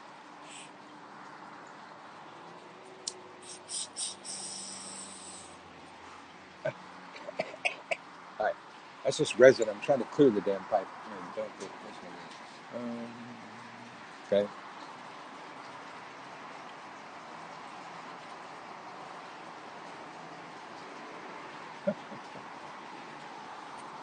All right. They're having a grand old time on Facebook, just chatting back and forth. Yeah. Hi, dear. Hi, dear. How are you? Okay. Clown to the right of me. All right. Well, since they asked, I'm going to have to load another bowl because I didn't realize that one was dust. We're about pipe buying time. Just get clogged. I keep unclogging it. I don't know how long it's going to go. We switched to vaping. Now, we kind of decided we're going to switch back for a little while until they figure this shit out. Picked a bad time to switch to vaping. All right, what do you suggest for a love spell on a difficult person that is not responding to a sigil, honeypot, or synthetic spell? A honey jar is going to be the least fraught with disaster. I tend to recommend not focusing on a specific person. You do whatever you want, but I don't know, Gina. I don't know. I think you're not young, Gina. I don't think you're really old either, but tell me, Gina, when's the last time you picked the right partner? When's the last time you saw a person and said, yeah, that's my soulmate. That's the one that I'm going to marry, spend the rest of my life with, and ride off on white horses down the beach. When's the last time that happened for you? Yeah, I could probably hear the answer. Not for most of us. Most of us are wrong. Most of us do the same damn shit, ended up in the same damn relationships every time, coming to the same damn outcome. I myself been the same way. And I was polyamorous for 20 years just so I would, made sure not to commit myself to any of those relationships because I was so bad at it. I knew I never wanted to be joined to the hip with any of those fucking people. Then I did this spell. I only say this since the clown to the right of me had to open her big mouth earlier about love spells and stuff. I did a spell one time. No, I don't know how many people I slept with are on my friends list anymore. They tend to have bad breakups, us cancers, and I don't stay in contact with those people. So, if we fucked, and this offends you, I'm sorry. But some partners are there for just what they're there for. And sometimes it's just for a fuck. And sometimes it's just about sex. And it might be a fuck buddy. You might fuck them for years. But it's still just about fucking. And that's all it's ever going to be. Some people may grow on you. Maybe beyond fucking. But I've been doing that a very long time. And, while doing that, I was, a heterosexual male witch that's, not hard on the eyes. So I was rather busy. Fucking. But I'll admit, I threw a spell out to the universe one day for an equal. Because the ones that I was sleeping with, they were not my equals. Maybe my equals in bed. But once we stepped out of the bedroom, I was on an absolutely different plane than all of them. Most of them are witches. Tend to gravitate towards those, or at least pagans. Some Ozatrus, that kind of shit. But we're on entirely different platforms. But it was what it was. We can be equal in the bed. We can be diplomatic. We can decide who's on top, whatever that shit. But outside of that realm, none of them were equals. I would never even conceive of marriage or joining myself for the rest of my life or making any grand commitment beyond any of those things with any of them. And they're all really shocked one day when the world found out that Uncle Birch was getting married. None of them believed it. Several of them came over to my shop. Didn't believe it. Couldn't believe it. Somebody converted me. No, nobody converted me. My spells work. My spells work better than I want them to most times. I finally cast. That happened. Clown to the right of me. It's quite a lot to deal with. Got some power. Equal. That could be difficult at times, but still better than the other shit. I don't know. It's worth it. Yeah, it works out. But I did not throw that out to the universe knowing who my equal would be or having any context whatsoever. I thought until the first 8 hours of sitting there talking on the bench it was somebody I might fuck, but we went way before that, or way beyond that right away.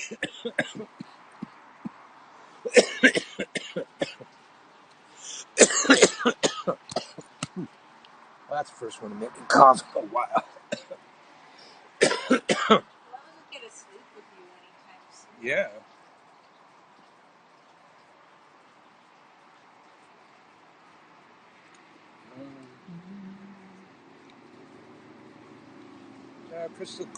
Crystal Turner just can't commit to any one person and feel bad about it sometimes.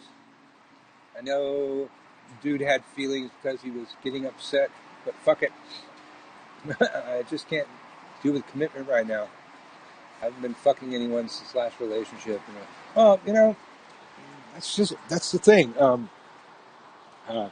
Even in polyamory, many times, after fucking somebody a certain amount of times, they start to kind of assume a bigger connection than you have, or more rights in the relationship than they have. Like they just drop by my house unannounced all the fucking time. You know, I had plenty of that. You know, people that I told, you know, don't do that. You can call me, and they drop in again the next fucking day. You know, just there are some, you know, possessive types that. One thing that I learned in polyamory, and I hope this doesn't piss you off too much, but I don't care because it's true.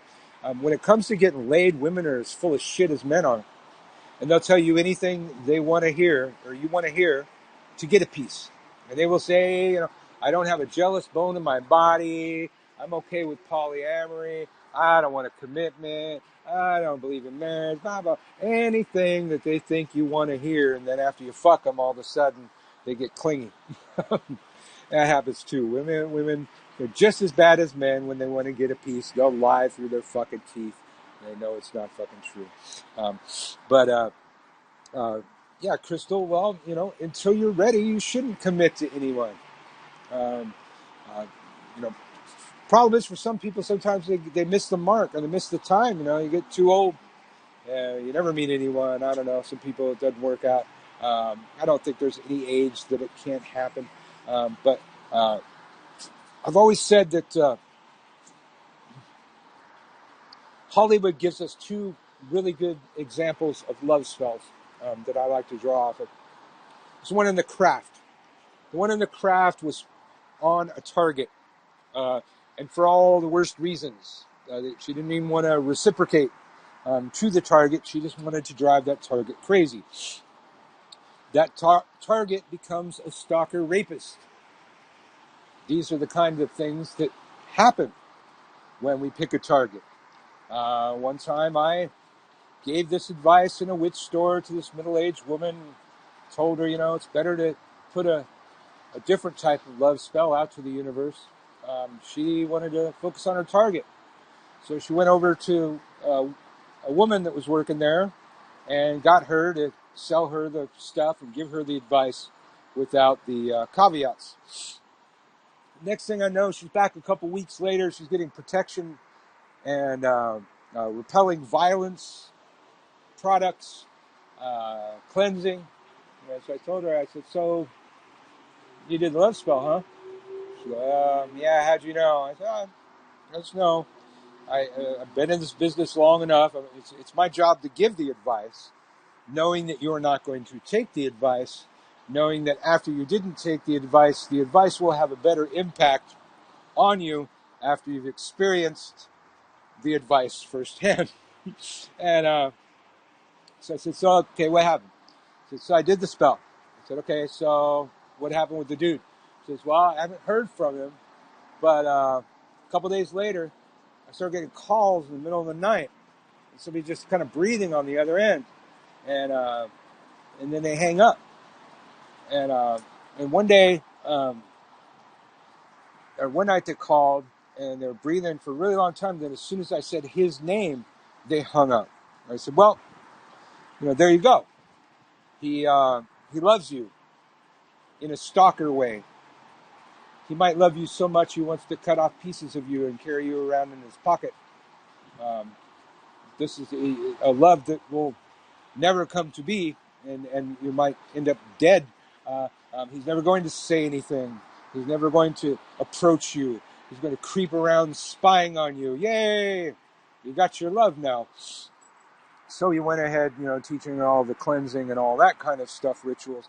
But then another movie, Practical Magic, they seem to have it, you know, better. This little girl walking through a rose garden, picking off petals from the roses and throwing each petal up to the air. She shouts out a quality of her dream men. And she's a little girl, so at one point she says, you know, he's got to have one green eye and one blue eye. Other than that, a perfect spell. Throw out to the universe, to your gods, to your spirits, to those that can see your life clearer than you can, like Uncle Birch did, what you want. What you want. Let them figure out how to bring that to you, but don't tie their hands. You know, ask for something, you know, he's got to have one green eye and blue eye. He's got to be on the Fortune 500 list. He's got to, you know, put up with all my bullshit and always be nice. You know, if you aim too high, you can limit the spell. You've got to allow reality to play. And so the time it took in this movie for the universe to come up with Mr. Right, who had all those qualities, who happened to have one green eye and one blue eye, took till the actress's mid-30s. She's like in her 30s by the time Dude shows up. But sure enough, it's Dude. You can't argue it's Dude. Dude has every quality in the spell that the little girl threw out, but the little girl threw it out with parameters that hampered the spell and made it take longer to manifest. Or maybe she wasn't ready for it to manifest until that time. I don't know. In reality, that's what the universe looks at. It's like the universe also looks at making you ready to receive these things. And maybe, she changes everything she touches, and everything she touches changes. Well, maybe she's got to change you first to manifest the spell, but you've got to throw the spell out to her first to allow her to do that. But those kind of spells tend to work out better without much backlash. People are still over here sharing my upside down video from earlier. I think that was like number 1. I got to go delete those later. Jeez.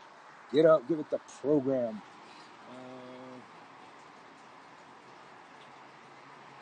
Hello from Canada. Hello, Nina. Just that you did that 3 men and didn't want them all. Yes. Absolutely. That's the reason I no longer do those spells. Yes. That's why I don't do them either. They work.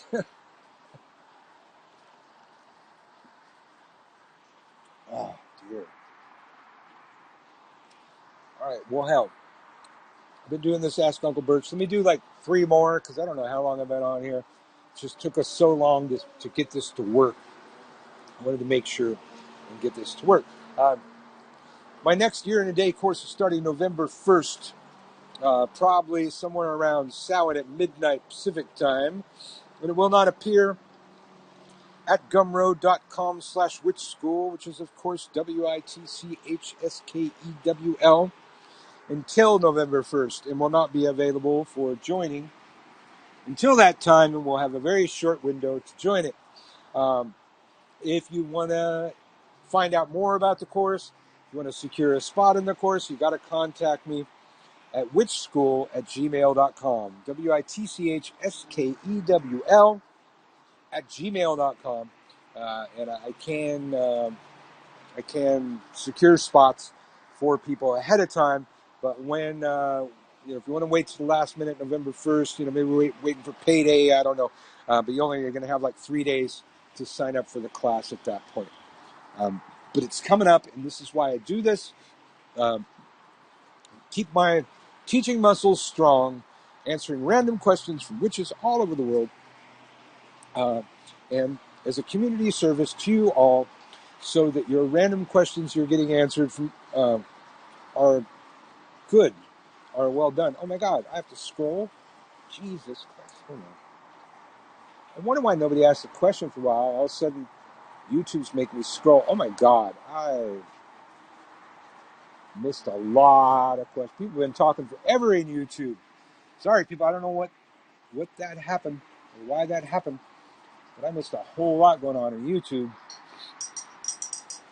Okay, I'm going to let you figure out your questions.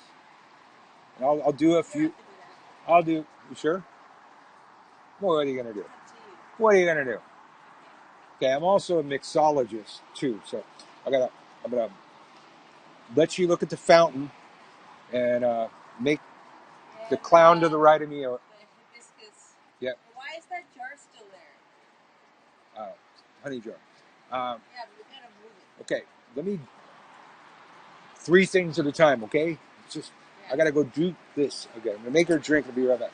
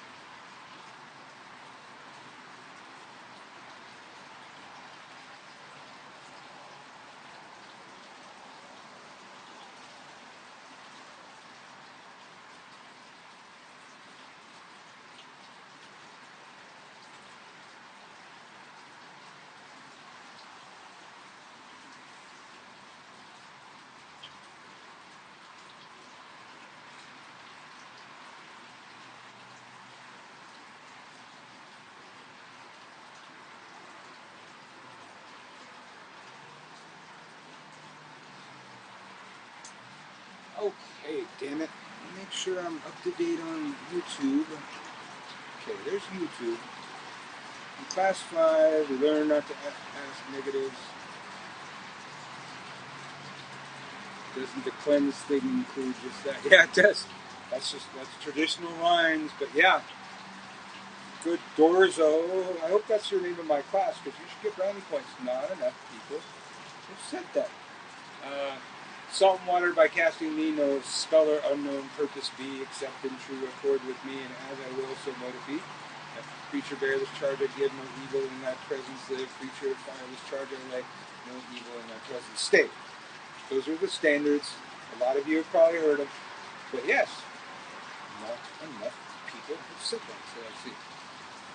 Creature, what is it? Salt and water by casting me, no spell or unknown purpose be, except in true accord with me, and as I will so be. Salt and water by casting me, free of unknown purpose be, except in true accord with me, and as I will so be. Salt and water by casting me, no spell or unknown purpose be, except in true accord with me, as I will so be. So, okay, free of unknown purpose be. There, I fixed it. But I've been waiting for somebody to ask that, because I thought that too. All right, so creature of air, this charge I give, no evil in thy presence live. So creature of air, this charge I give, free of evil presences live. Creature of fire, this charge I lay, free of evil presences. Free of evil presences stay. It wasn't that hard, but you could probably do better. But yeah. I hope you guys could hear that, because my damn mic isn't all around. But I hope you heard all that. But yeah, that's whoever you are, Dorzo in my class, you get some points, because nobody said that yet. And I've been wondering when somebody's going to say that. You had to say it here in front of everybody. Put your mic back on. Okay. Thank you. So wait, did you hear all that? Did you hear all that? I hope you heard all that.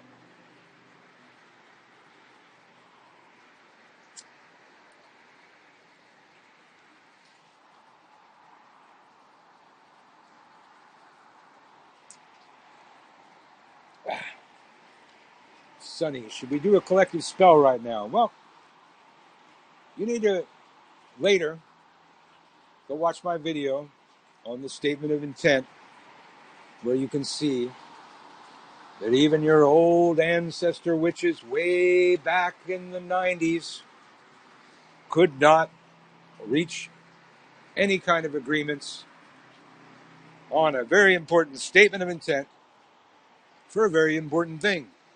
A war it was. The Gulf War, Desert Storm, I think was the first one. Yeah, the witches came together. They did try. Couldn't agree on the statement of intent. As such, we got a very watered down spell. But I don't want to spoil my hits on that video, so you go watch my video on the statement of intent later, and you're going to see exactly what I mean. How about binding Trump? How'd that work out? Got all these different witches, disagreeing with each other, fighting with each other on whether or not they should do that. Some of them want to hex him. Somebody want to put pins in him. Somebody want to fucking bind him. Because the namby-pamby people, they just want to bind because it doesn't feel like they're doing anything bad. So the Wiccans be okay with binding. But then you got David Griffin and people like him defending Trump. I even know witches that were defending Trump magically. Nobody can agree. People coming to me telling me he's a democratically elected president of the United States. Really? That ain't what the fucking FBI said at all. We've gotten into this on this page before, man, when I posted Real Witches Don't Vote Republican. Democratically elected president of the United States? Well, mountains of FBI files say that he was the chosen president of Russia. Whether or not he was involved in it or knew about it is the only question on the table. And that's not even much of a question either anymore.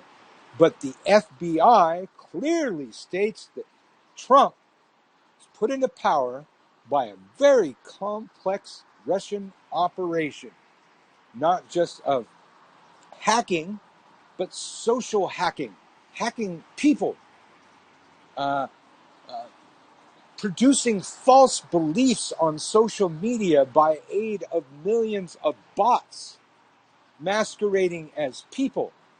Um, whether or not Russian interference led to the current president is not in debate unless you're only listening to Fox News. You need to read the FBI documents. The FBI documents. You need to look at the people indicted in the Russia Gates. Absolutely, this was not our democratically elected president. And you can go absolutely wrong, but unless you're just listening to Fox News, you got nothing to say. I read the FBI documents. And I saw Mueller in his last interview that he had. They said, can't he said that he did not indict Trump because of the rules against indicting a sitting president of the United States. And then they asked him the follow-up question. If he was not the sitting president of the United States, would he be indictable? And he answered absolutely.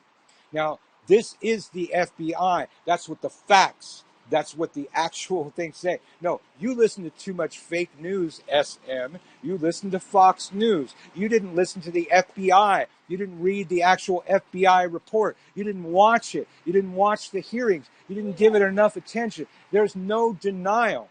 Okay? So we got witches out there. We got magicians out there defending the president because they say he's the democratically appointed president of the United States, when the FBI investigation didn't say that at all, and there's 10 people sitting in prison involved that were all in in Trump's cabinet or involved in his organizations that are sitting in prison now, indicted, convicted. Mueller said Trump is convictable if he wasn't the sitting president of the United States. You could deny it all day long. I'm just going to go look over here at Facebook and see what those people are saying. But if we couldn't get witches to agree on that thing, we had witches working against each other, and we have magicians working against each other. How are we ever going to do a mass spell, even to produce rain over the rainforest or something like that? So it's y'all need to turn off the Fox News and start looking at some time-honored journalism that has always been respected in the United States. Trump is the worst fucking thing to happen to this fucking country. He's a Russian asset, and everything he does supports Russia. Everything he does is something that Russia would want him to do. He's either a stupid Russian asset or they got something on him. And Russia put him in power. Yeah, they probably have the pee-pee tapes, man. I don't even know. But Russia put him in power. It's not even deniable. It's all over. It's the entire FBI investigation all over. Trump was put there by use of a social media campaign and hacking campaign by Russia. This is all my people's doing. Yep. You Russians. God. So let's see. Your kid is part Russian now. So we're here on Facebook. I haven't seen a question in Facebook for a while. The whole point of getting all I can go live on YouTube all day every day, and I have. I think I'm up to Ask Uncle Birch 23 or something like that. So I'm going to keep my eye out over here for questions.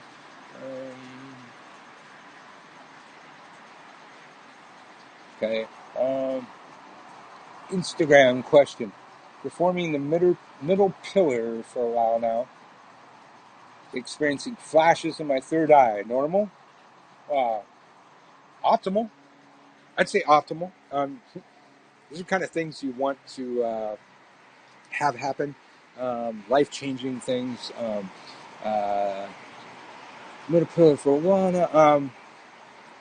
I've noted when you do some of those for a certain amount of time, there's a lot of changes in your life that you weren't even asking for or looking for that later turn out to be extremely spiritually beneficial. But you won't see those until you look back. a certain initiation process that I went through required me to perform the greater ritual of the pentagram for a month.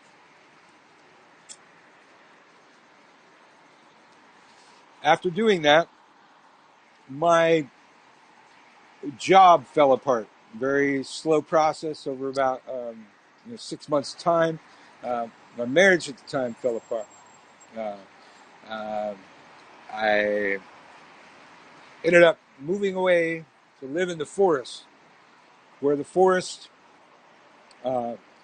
took all of my physical possessions from me. And the first was a windstorm blew down the shack I was fucking living in, destroyed a bunch of my stuff.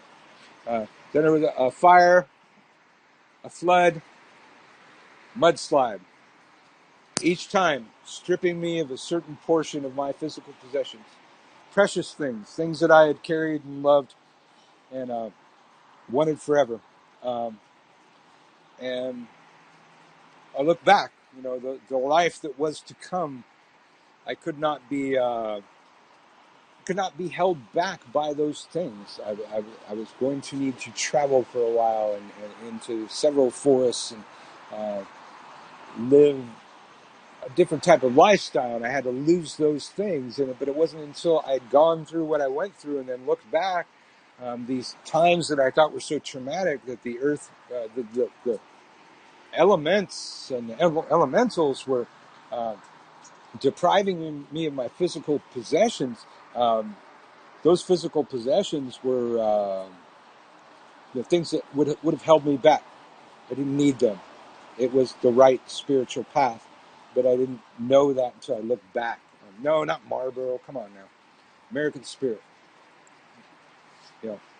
I always struggling to quit smoking. I was trying to do vaping, Yes, and then now, vaping's not the option anymore. But at the very least, like Marlboro has 27 cancer-causing chemicals.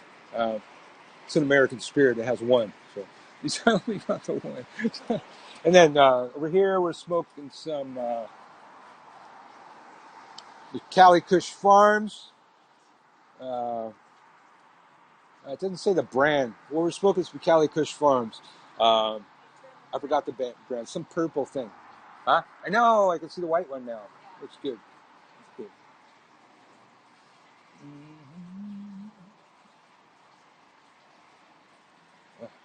All right, Jamie. You're performing the middle pillar. You've been Wait, hold on a sec. So, Jamie, you've been performing the middle pillar for a while now. And I've been watching what's been going on with you. All right, well, it might be working. It might not be the work you thought it was going to be. But that's making some sense now. Jamie being one of my students. Me knowing about what goes on in her life. So now I'm going to do the Cali Kush.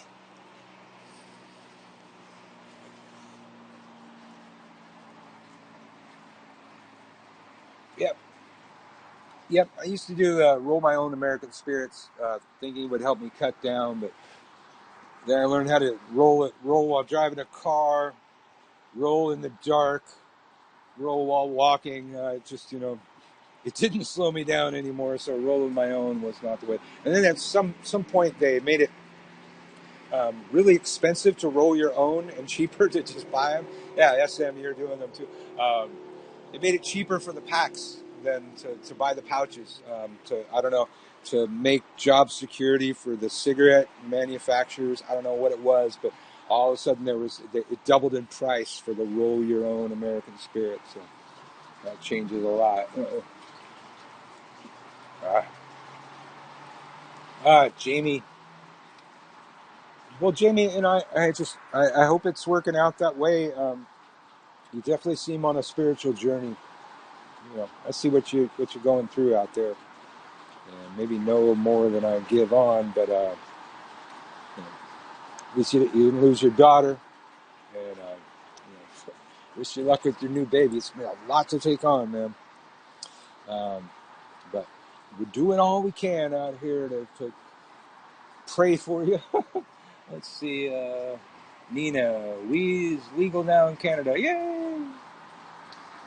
I would have hoped that Canada would have done it before us. Let's see, M's over here. Let's see, tell us about the toad's bone, toadsmanship. Waters of the moon. All right. Well, M Norman gets a brownie point. She'll be the fourth person in YouTube to ask me a question that I have no answer to. The toad's bone. I mean, if I wasn't using my computer and my phone right now, I'd Google it and maybe have some idea. Maybe it corresponds to something else I have heard of. I've heard of a toadstone. I've heard of people using toad's bones in some magic. Not, not really. Kind of drawing a blank on how to use a toadstone. Nothing's coming to mind right there. Hello, Candelo. Legum Sala. Legum Sala. Candela. Candelo. God, I got people over here. If you're just joining us, I've been trying to get this restream.io thing to work, where I can stream to Facebook and YouTube at the same time. It took us a long time to get through it, but one of the things that we never got past was being able to see the chat from YouTube on the restream.io. I've got some sort of fucking block there or something like that. So I went low tech and I put my PC up over here on my page where my live is streaming, and I'm seeing the chats from Facebook over here. So that's why you'll see me, those of you that's just joining me, that's why you'll see me looking over here and looking over here. I'm getting the Facebook messages from over here, getting YouTube from over here. Still hoping to get it to work properly. It once did work properly. Now it's not working properly, but you make shit work, man. You work the problem. I'm new at spell casting. If I lay hot foot powder for one person in the house where two people live, can I program the powder to only one person? Generally, in practice, they do say yes, you're dedicating it for that one person, but I'm always, I'm taught at the same time to make sure not to get any of that on you. Or like goofer dust. More goofer dust, maybe, I don't know how to put that. But yeah, you should be able to dedicate it for a certain person. But that's more hoodoo. That's what hoodoo's saying. Now, my witch mother always said, don't hex somebody unless you would drive by their house and shoot at their house, not caring who got hit. Whether they have kids, loved ones, whatnot, because a hex knows no limitations, and those people are going to get hit. Some schools of hoodoo and conjure believe that you can limit that. I'm not really sure if I agree with that. I would still not want to get hot foot powder on me, and definitely not goofer dust. I mean, that was always a big thing with goofer dust. Like the same thing, you're designating it towards a target. You're always really cautioned about getting it around your house. You don't even want to make it in your house. Make it outside or something like that. You want to use gloves, handle this shit. You don't want to fucking touch this shit. Collateral damage. So that's always something to consider before you throw on people. That's what I was taught. And I was always also taught that in protection magic. If I shield myself and it hits my shields, it's going to splash on my wife, my kids, my dogs, my cats. It's going to get on everybody else. So it's no good to just shield yourself. You got to protect the whole family, the whole house, the whole property. Let's see. I prefer to box or jar a person if I want it to be a specific person. I don't know if Jamie's going back to the love spells thing that we're talking about over here, or the powder thing. Because that's when I want to really box a person. I don't really want to box a person on a love spell. Boxes are for limiting, containing, binding, holding. All magic tends to recognize that. It's used that way in hoodoo. It's used that way in conjure. But in Western ceremonial magic and the Western magics, that's what boxes do. Boxes contain It's kind of in all of our language. Put something in a box, let something out of a box. That's what a box does. So maybe it's just kind of subliminally encoded into all of our language, where you tend to all use it kind of the same way that way. Let's see. So, all right, that's over there. Let's see. Splash factor, good consideration. Yeah, you never just protect yourself. You got to protect everybody in your house.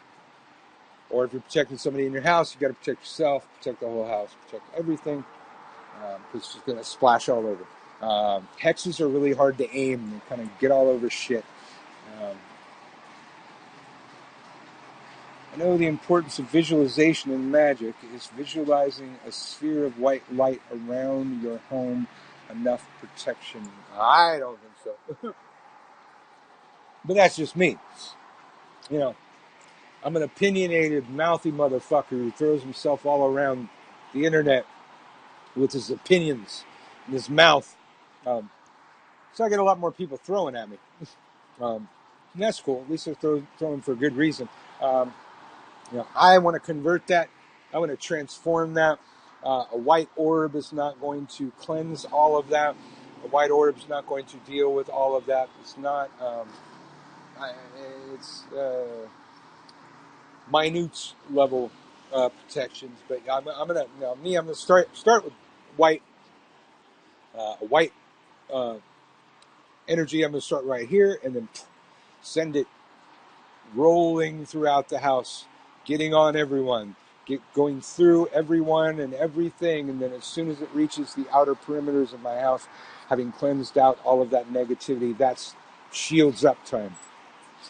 Now, my shields are probably more complex than most people's shields. They are a transformation shield process that you can probably piece together from several pieces of my work, from on my YouTube channel, from Banishing Poverty, which really should be called Transforming Poverty, and from Psychic Self-Defense Shields Up. You can learn a couple of the ways to do that. Those that are not in the cheap seats can go to gumroad.com/witchschool, WITCHSKEWL, and you can get spiritual warfare, feeding on your enemies, where I teach the larger ritual to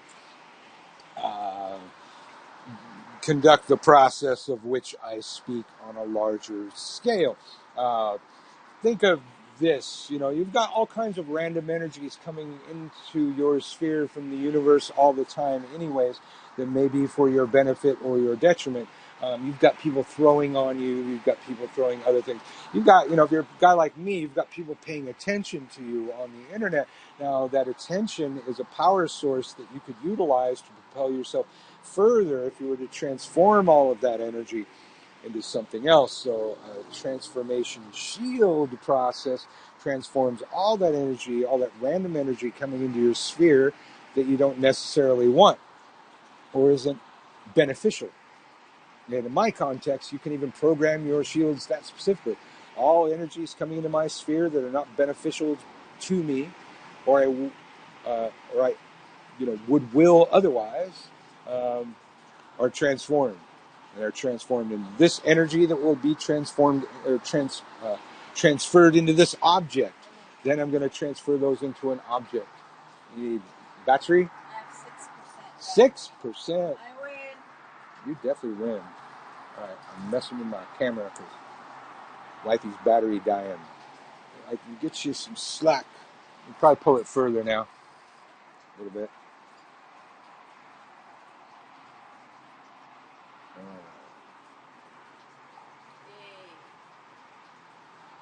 All right, let's see. Witch's bottle buried in the front yard is good protection. Yes. All right. So I think I've been here a very long time, but it took so long to get it started. Let me do 2 more questions on this kind of Ask Uncle Birch. Don't see anything in Facebook. Facebook, they're going back and forth about something. Wanted to ask, why do some people put their shrines or deities on the floor? and not on calendars or altars. Yeah, I'm not sure which ones you're talking about, but like, so we have altars in the house. Um, the luceros are on the floor. If we were in a tradition where they had eligua, a little eligua head, he wants to be on the floor. A lot of those, is it just eligua that wants to be on the floor? Do the other orishas want to be on the floor? It's not. Yeah, I'm thinking. I mean, maybe if Candelo's still on the Facebook. Madre de Agua's on the floor because she's related to Paulo, and Paulo wants to be on the floor. But our Fortuna is elevated up on a pedestal platform. Every show I've been in, all their statuary and everything is on the floor. Our Santa Muerte is elevated, but our Paulo stuff wants to be on the floor. Definitely, Lucero, you got to have Lucero to talk to any of them. In other ATRs, you got to have a Legua to talk to any of them. They're very similar, having very similar, attributes and skills. But in those traditions, they want to be on the floor. So maybe that's. Let's see. Oh, I thought you said something. Maybe those are the traditions you're speaking of. But I don't know. But there are, I could think of, some, more earthly deities, nature-bound deities. Their statues might want to be on the floor too. But the place where I see that really come into play is ATRs. The ATRs, what I know of, the ATRs that I know of. I see a lot of stuff on the floor, and even a lot of the New Orleans voodoo stuff that I've seen. Their stuff is on the floor. Our stuff's on the floor, but we're, 3 floors up. So, but it's on our floor. So I don't know. It works somehow. I don't know. Let's see if we have any questions in Facebook. I still have people joining. Well, hello, all of you joining. We've been doing this thing, asking or answering random questions about witchcraft. I'm only doing like about 2 more, and then gotta do something else with my life.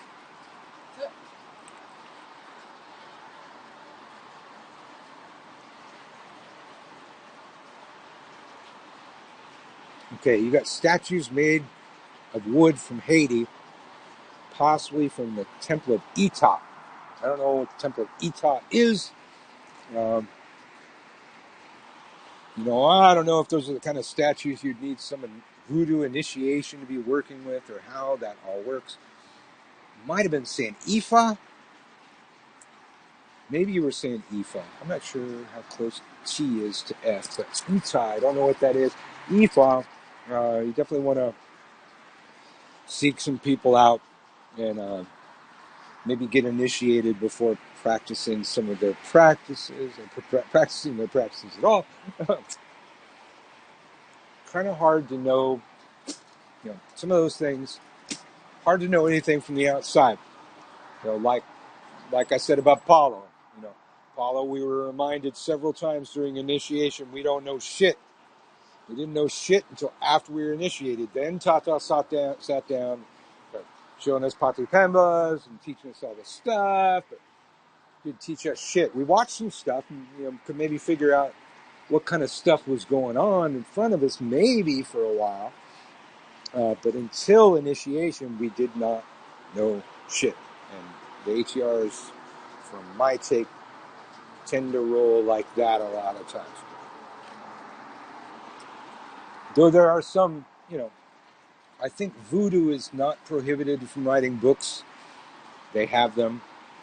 I don't know how that works, but some of the other ones are. Let's see. All right. We got this question, and then we're going to do one more if we have one over here.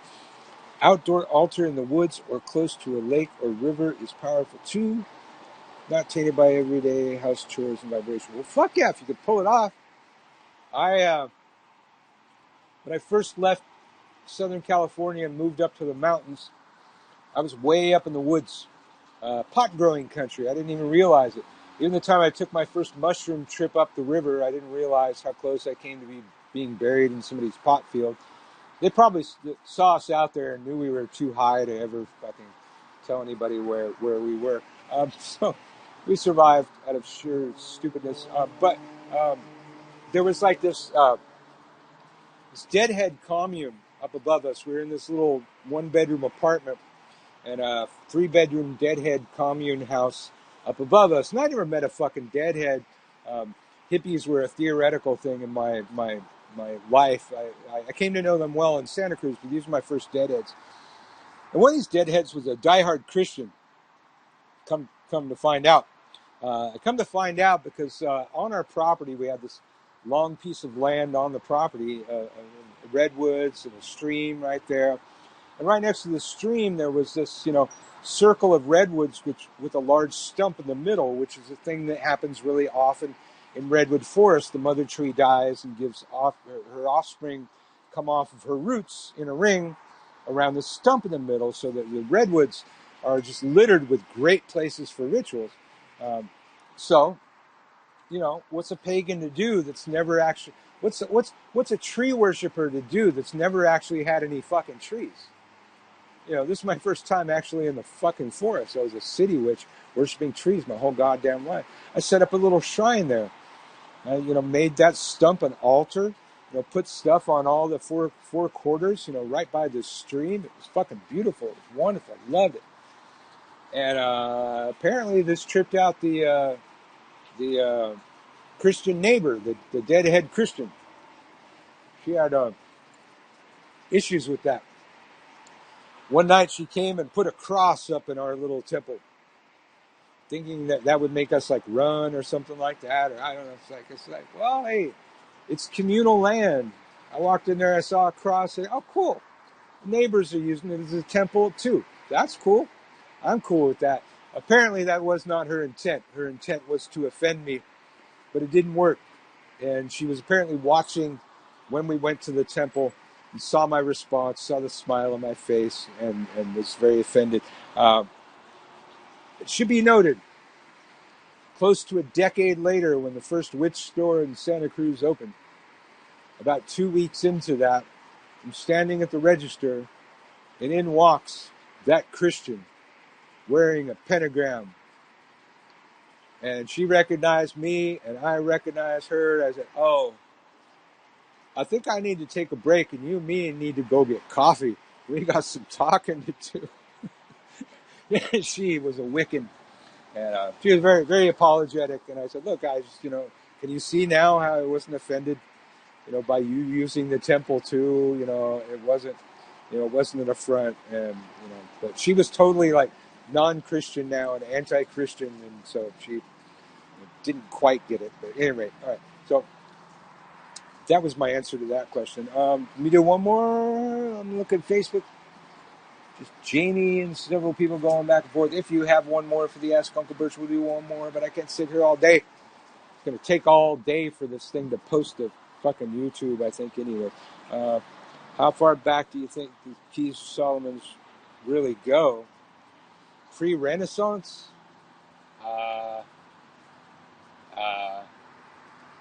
Biblical times is pre-Renaissance, right, honey?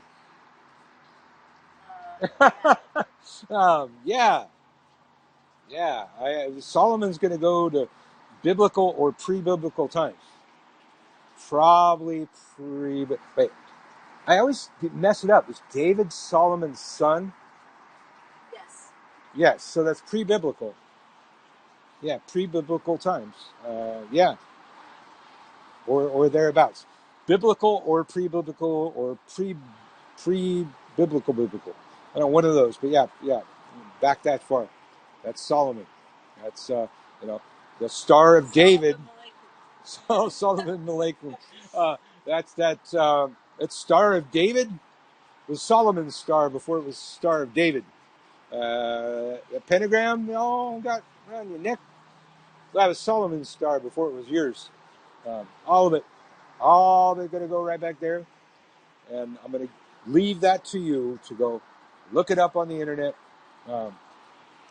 So we're going to say that the Restream.io at least accomplished our goal of getting on 2 different channels, but our ability to see the chat required some other components, but we'll call this a successful experiment at the very least.